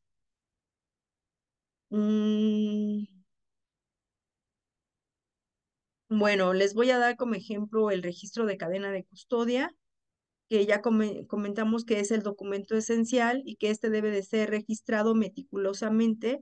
Y dentro de este registro de cadena de custodia tiene que tener el número de caso, o sea, tiene que tener ahí el número de la carpeta de investigación. Detallar qué tipo de evidencia se recolectó, por ejemplo, si se recolectó una bolsa con drogas, un arma de prenda de vestir, si se encontraron una pistola de arma de fuego, la fecha y la hora de la recolección. Obviamente esto es de vital importancia porque recordemos que entre más pase el tiempo, pues obviamente que más tiende a perderse las evidencias del crimen. Por ejemplo, en un arma de fuego, no es lo mismo encontrarla 2 días después que en el momento de los hechos. ¿Por qué? Porque en el momento de los hechos incluso todavía puede encontrar huellas dactilares. En cambio, ya 2 días después, incluso también si hace mucho calor, pues obviamente como es grasita, se va derritiendo las huellas dactilares, ¿no? El nombre del investigador registra el nombre de la persona que recolectó la evidencia, el método de recolección, describir cómo se recolectó esta evidencia, incluyendo cualquier equipo utilizando guantes, herramientas. Por ejemplo, los casquillos se tienen que agarrar con unas pinzas, no se pueden agarrar con las manos. Todo ese tipo de cuestiones es muy importante comentarlo, porque si él dice, pues saben qué? Que lo agarre con las manos, pues obviamente que ya va a tener, ese casquillo ya va a estar completamente contaminado, ¿no? Se tiene que dar la fecha y la hora de la transferencia, o sea, en el momento en que se lleva al laboratorio, se debe de poner quién transfiere la evidencia, el nombre de la persona que recibe, por lo general siempre reciben los ministerios públicos, y la firma de ambas partes, y esta tiene que tener una confirmación de la transferencia, o sea, al realizar nosotros, pues esta firma, va a confirmar, ¿no? Que se pasa de una mano a otra. El almacenamiento, también se tiene que detallar en dónde se encuentra. Por ejemplo, aquí en la Ciudad de México, por lo general puede ser en Avenida Jardín o puede estar en alguna fiscalía, esta evidencia, y esta evidencia también, se tiene que tener un, una documentación de datos, por ejemplo, que se tiene dentro de la computadora, y esta se tiene que anotar para saber exactamente dónde se encuentra, en qué condición se encuentra la evidencia, este, al momento de la recolección y de las transferencias. Y ya pues pueden poner unas notas adicionales, poniendo cualquier otra información que sea relevante, como las incidencias durante la recolección o lo del almacenamiento. Como ya les comenté, a lo mejor, pues si lo encuentran 2 días después, porque muchas veces también por la premura del tiempo, hacen una búsqueda en el momento de los hechos, pero después se vuelve a regresar a la escena del crimen para observar nuevamente si podemos encontrar alguna evidencia, ¿no? Pues bueno, esto no sé cómo les ha parecido, si tienen alguna duda, este, me gustaría que la hicieran saber, y pues estoy aquí para sus comentarios, chicos. ¿Qué les ha parecido todo esto? Hasta el momento todo bien de mi parte, maestra, gracias. ¿Sí? ¿Alguien más? No sé, ¿tienen alguna duda? Por ejemplo, quieren hablar sobre un delito en específico para hacer como otro ejercicio, pero me gustaría que ustedes participaran. A ver, por ejemplo, ahora vamos a un delito Maestra, cibernético. pudiera ser por un tema de violación equiparada. Ah, sí, claro, es muy interesante. Por ejemplo, ustedes en un delito de violación, porque obviamente que, ¿cómo les gustaría? ¿Que vaya posteriormente, de la violación, o que vaya en el momento de la violación? ¿Cómo les gustaría? A ver, cuéntenme ustedes el chisme y ya vamos desentrañando cómo va a ser la investigación. A ver, yo le platico. El tema es una menor de, al parecer, 12 años. La menor cuando, bueno, ella, primeramente tiene un retraso mental al parecer. Entonces, esa se constituye como un agravante. Ella era prostituida por su mamá. Entonces, al parecer una persona con la que ella, tenía relaciones sexuales habitualmente, solicitó ahora sí que de un servicio y esta persona posteriormente ya no le pagó. Entonces la señora, de manera, digamos, inocente, va a la fiscalía y va a denunciar al señor, pero por la cuestión de que no le quería pagar cierta cantidad por el tema en este caso, la relación sexual que había tenido su hija con él. Entonces, la señora, cuando empieza, ella habla una lengua materna que es mixteco. Cuando ella empieza a contar toda esta versión ante la fiscalía, pues ella pide que se cite a esta persona para que pague el monto de lo que adeuda. Cuando ya empieza a comentar cuál es la razón de la deuda y todo, pues ya se advierte que hay un tema de violación. En este caso, el Código Penal del Estado de Oaxaca lo contempla como violación equiparada por la edad de la menor y tiene Claro. el agravante de que como ella padece sus facultades mentales. Ajá, sí. Ajá, entonces, digamos que esta carpeta de investigación la trabajaron sin detenido, la integraron y posteriormente, como a los 2 años, le ejecutan orden de aprehensión al señor, en ese caso al imputado, y ahorita él se encuentra, detenido se encuentra interno en prisión preventiva oficiosa. La situación aquí es de que la carpeta de investigación la inician con una serie de actos de investigación, en este caso, pues la principal que es la declaración de la menor, que al momento fue asistida de un intérprete porque ella hablaba una lengua materna, pero también de un psicólogo. Eh, También la declaración de la madre se encuentra como así como una dentro de los elementos de la denuncia. Eh, pero lo más interesante, y es lo que usted comentaba ahorita, era el tema de la perfilación genética, del examen de genética forense. Entonces, sí me gustaría saber un poquito más sobre el tema de cómo se tiene que realizar ese acto de investigación para poder, en un momento dado que no sea excluido y pueda llegar a juicio.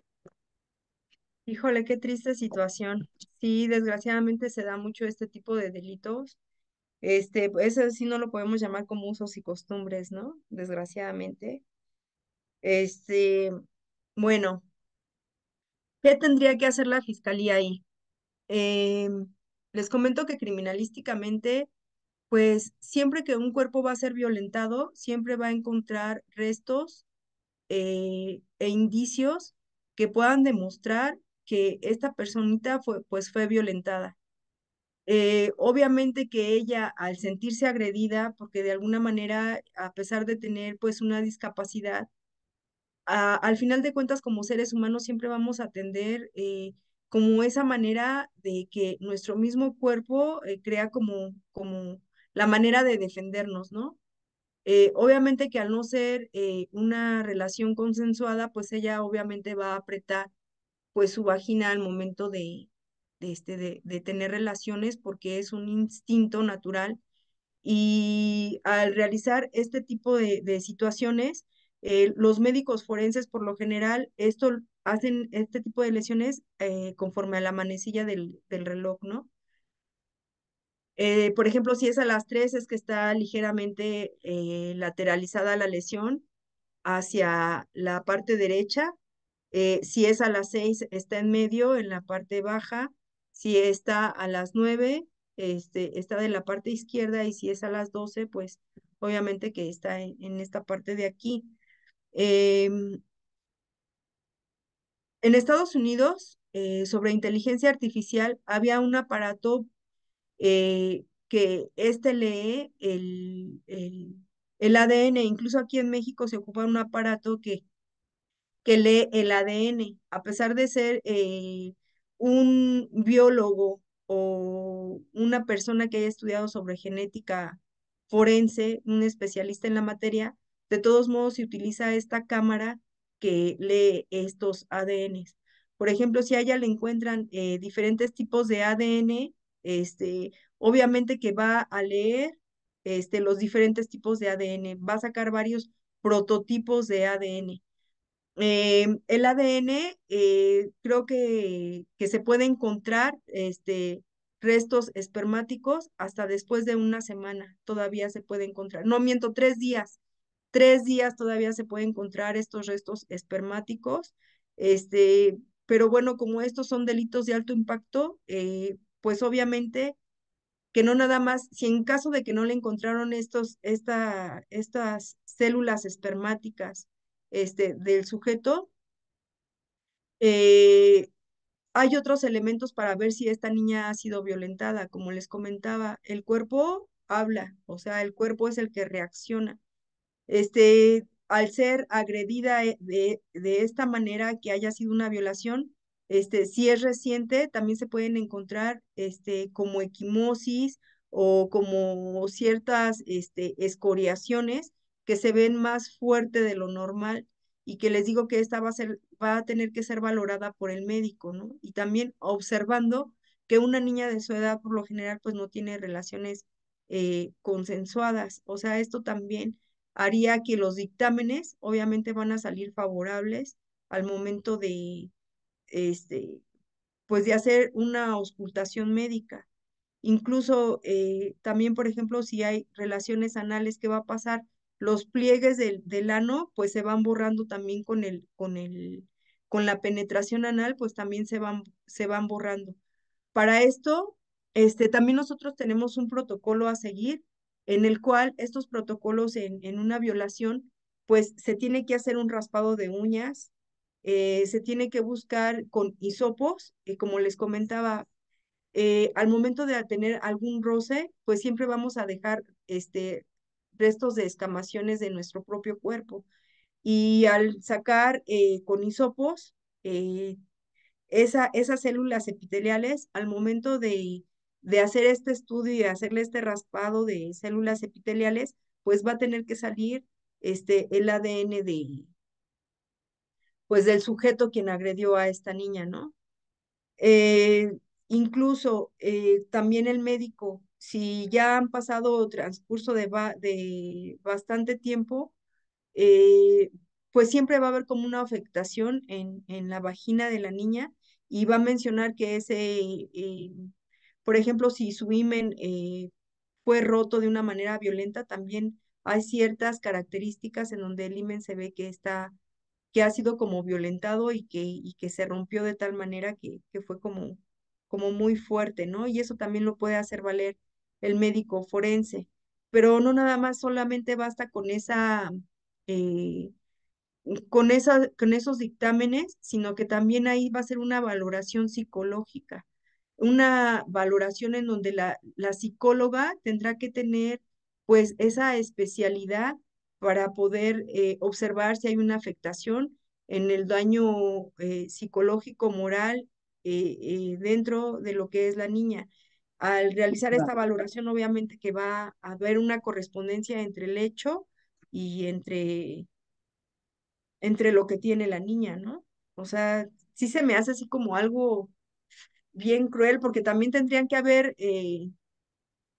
pues, denunciado a la mamá, ¿no? También el Ministerio Público ahí tenía que haber como tomado represalias en contra de la mamá, ¿no? Por el delito de explotación sexual, ¿no? ¿No lo hicieron?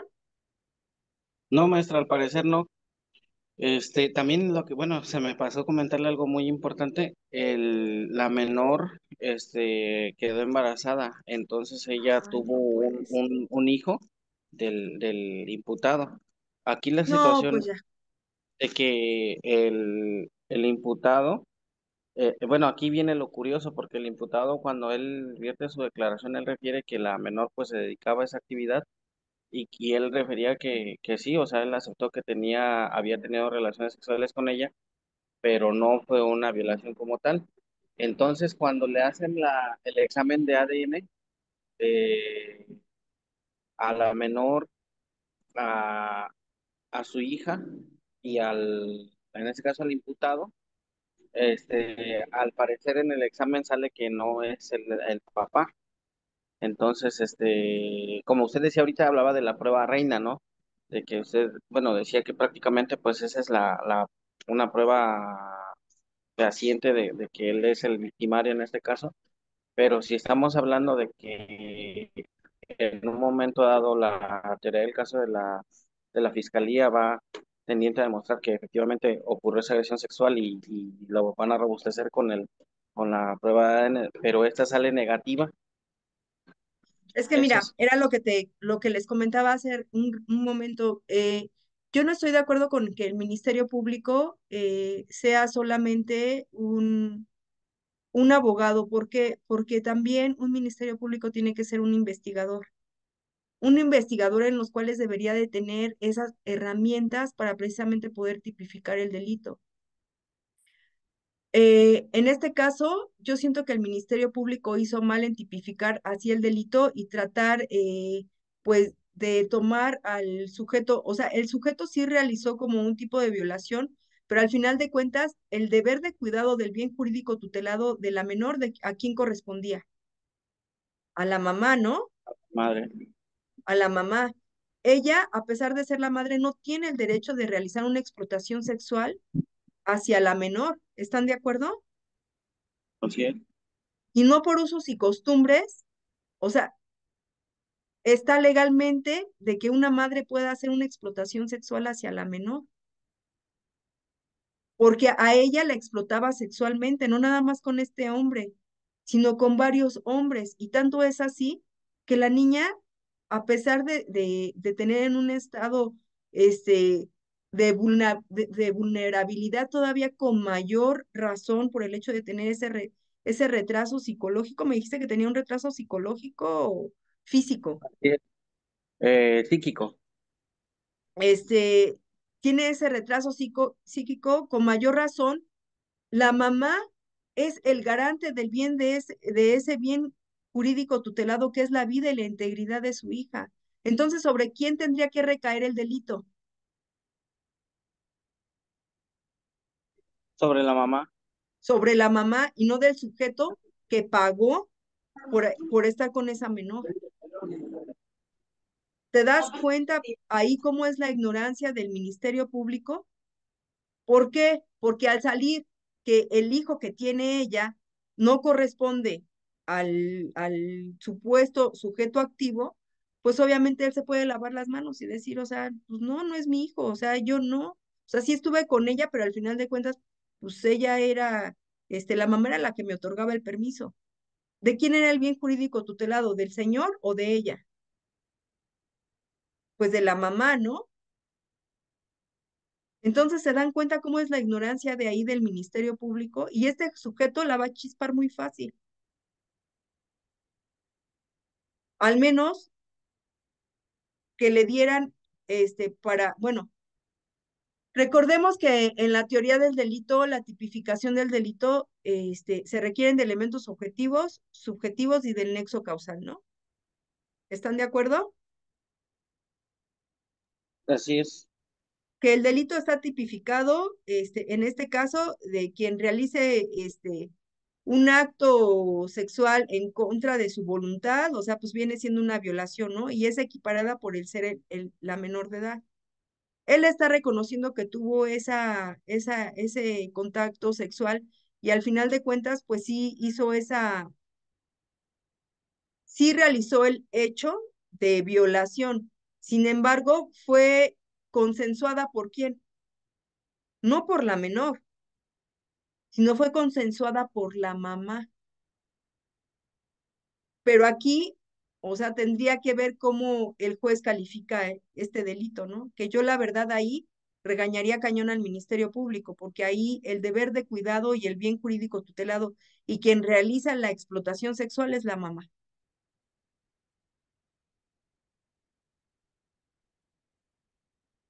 ¿no? Y así es. Pues de hecho es un Entonces tema, podrían hacer como una reclasificación, no sé, ¿tú estás llevando el caso? es un tema en el cual estamos trabajando, estamos colaborando, pero estamos propiamente como defensa, apenas lo estamos retomando, pero ya es en fase de audiencia intermedia.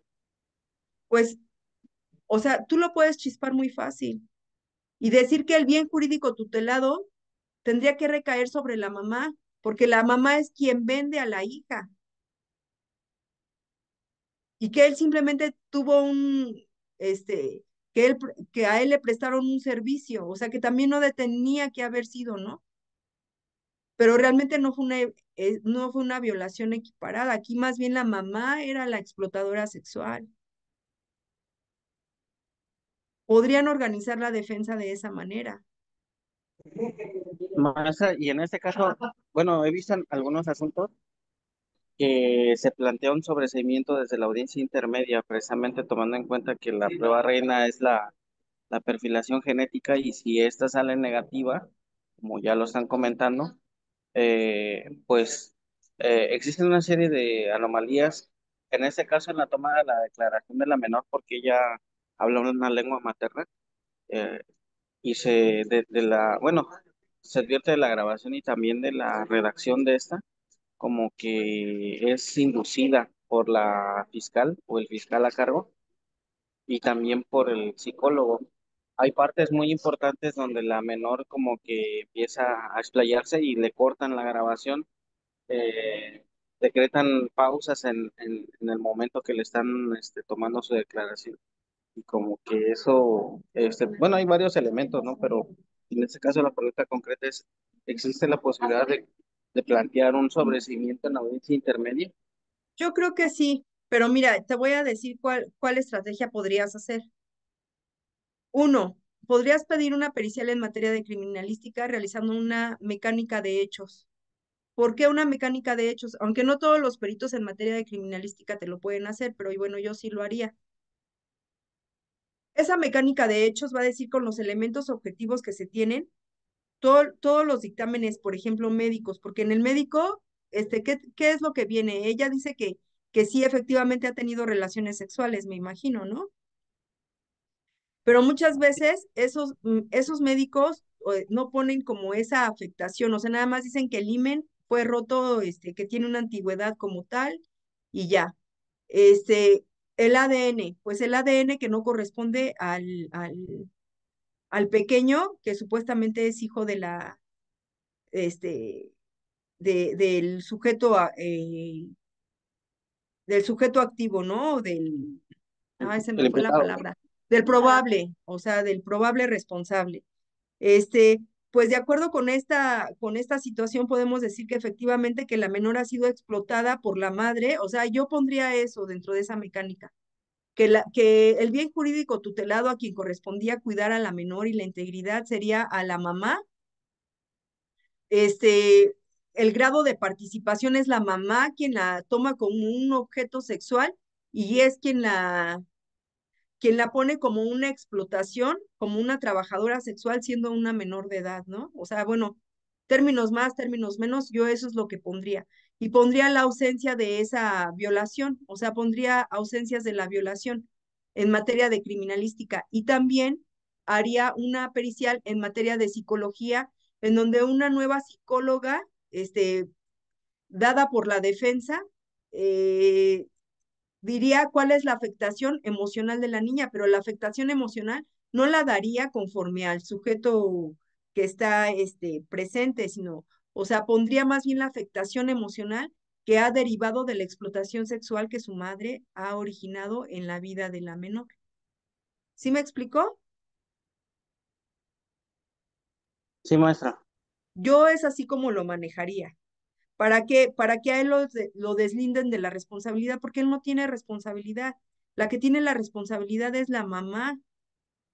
Si bien es cierto, o sea, a lo mejor él ni siquiera sabía qué edad tenía la niña. Así es, ¿Sí me desconocía la edad. explicó? Sí. ¿Sí me explicó? O sea, él simplemente va y hace un servicio sexual y ya, pero la explotación sexual se da por la mamá. Y quien tenía ahí el deber jurídico tutelado de la vida y de la integridad de su hija es la mamá. Tanto fue así que hasta fue a denunciarlo a una agencia porque le debía dinero de que no le había pagado sobre la relación sexual de la mamá. O sea, te das cuenta de también, o sea, qué mal estaba la mujer, pero más mal el Ministerio Público, o sea, que digo, oye, baile y denuncia eso y se dan cuenta que la mamá es la explotadora sexual sobre una menor que no tiene la capacidad ni siquiera de defenderse, ni físicamente, ni psicológicamente.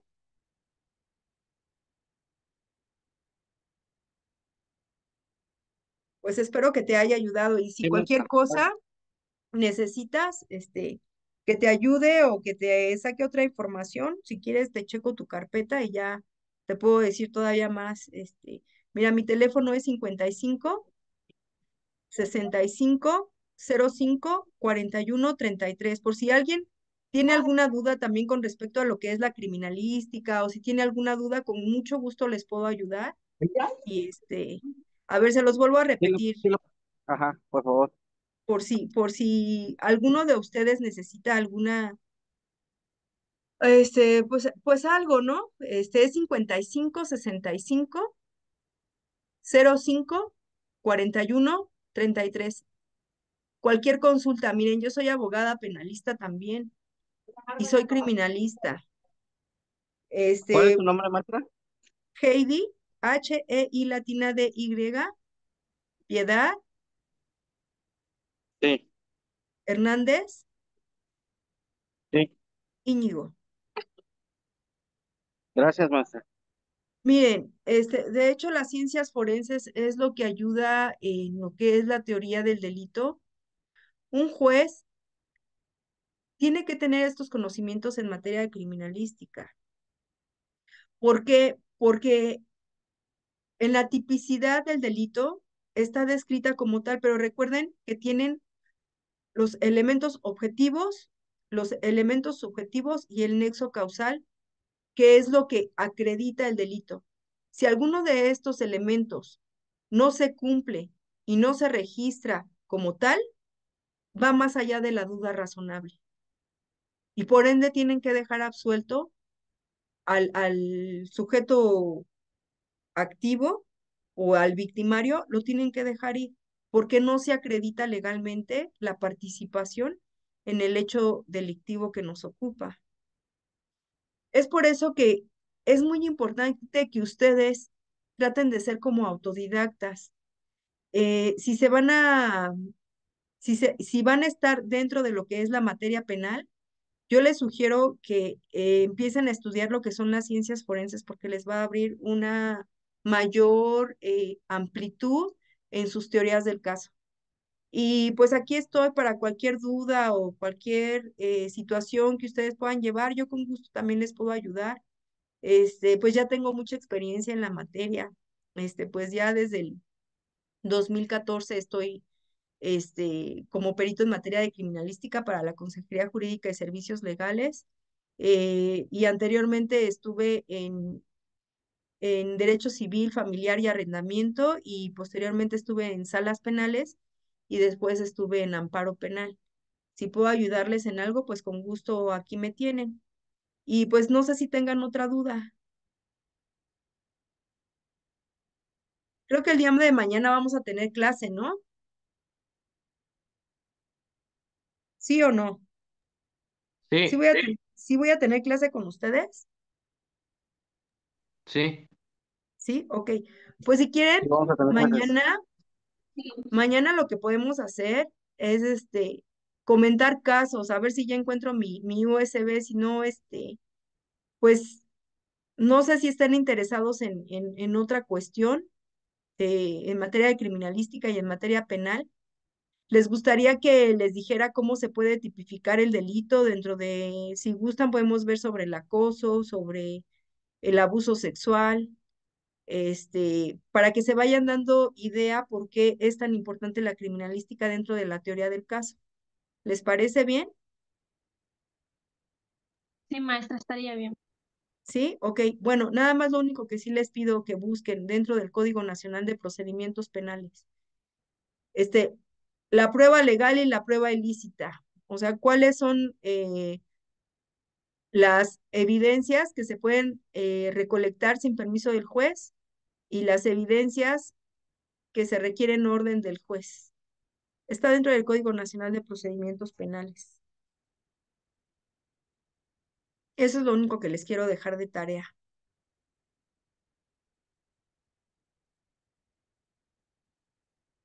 Y pues mañana vamos a hablar de casos en concreto para que ¿Puedes ustedes, repetir la tarea, por favor? ¿eh? La tarea, Sí, ¿podrías repetir cuál va a ser? ajá, la tarea es que deben de investigar qué, cuáles son las pruebas que se requieren orden del juez y las pruebas que no se requieren orden del juez. Sí, gracias, más. ¿Sale? Y si quieren argumentar algo más, no sé, sobre derechos humanos, este, sobre de perspectiva de género, también podemos hablar sobre perspectiva de género, que ahora es muy importante dentro de las periciales. ¿Por qué? Porque se debe de tener esa especialidad también para saber cómo llevar a cabo un dictamen. Porque un dictamen en mecánica de hechos con perspectiva de género es necesario para no revictimizar a la víctima, así como también a tomar a las personas que son más vulnerables. Por ejemplo, en este caso, este, ¿ustedes qué vulnerabilidad ven dentro del caso que comentó el compañero? ¿Por qué sería importante hacer como esas periciales en perspectiva de género? ¿Sí han llevado lo que es perspectiva de género? ¿No? Bueno, miren, la perspectiva de género se está utilizando como ese concepto dentro de la Corte y dentro de los derechos humanos, porque quiere decir que no están en una igualdad de condiciones. Por ejemplo, la menor no está en la igualdad de condiciones ni de la mamá ni del sujeto que supuestamente la violó, ¿no? O sea, sí es una violación porque no estaba este, por las agravantes que tiene. Pero al final de cuentas, ella no tiene, pues, las condiciones para poderse defender, ni siquiera para poder ir y decir, me están haciendo esto, o sea, por favor, ayúdenme, ni siquiera como un niño normal. Entonces, es por eso que ahora la Suprema Corte de Justicia se pide que se califiquen los delitos con perspectiva de género y dentro de lo que es las periciales también se tienen que hacer con una perspectiva de género, realizando todo ese tipo este, de información eh, que se puede dar a notar dentro de un juicio penal. Era como yo le comentaba aquí al muchacho, al compañero, que en este caso, ¿cuál es la vulnerabilidad? Uno, ¿qué nos dice la Declaración de los Derechos Humanos de los Niños? Que los niños tienen que tener como esa manera de poder vivir en libertad, que deben de tener una educación, que deben de tener una integridad física, emocional y sexual. Y ella está coartando esa parte, o sea, sus derechos humanos física, moral y sexual, porque su madre la está explotando. O sea, vean cómo está ella violentando los derechos humanos de esa niña, que tendría que crecer en integridad a pesar de la deficiencia psíquica que tiene, aún eso lo hace con mayor vulnerabilidad. Y ella está sujeta al cuidado de su madre. Y nos dice dentro de las leyes que el bien jurídico tutelado simplemente es la integridad y la vida de esa menor. Y también los derechos humanos nos dice que debe de cuidar la vida y la integridad y los derechos humanos de esa menor.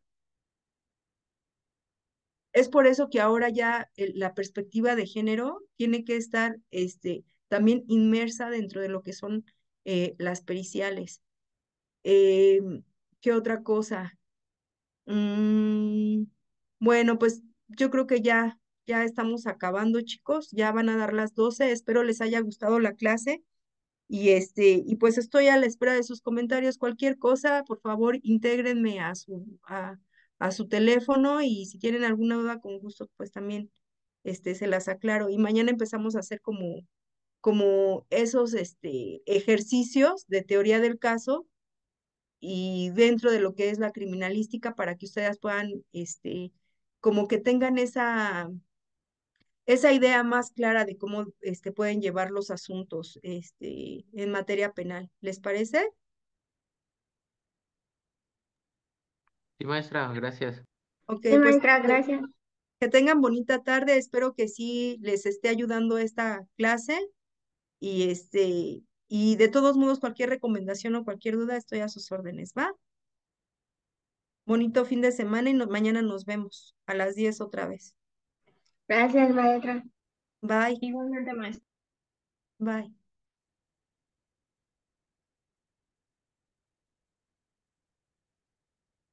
Gracias, maestra. Con gusto.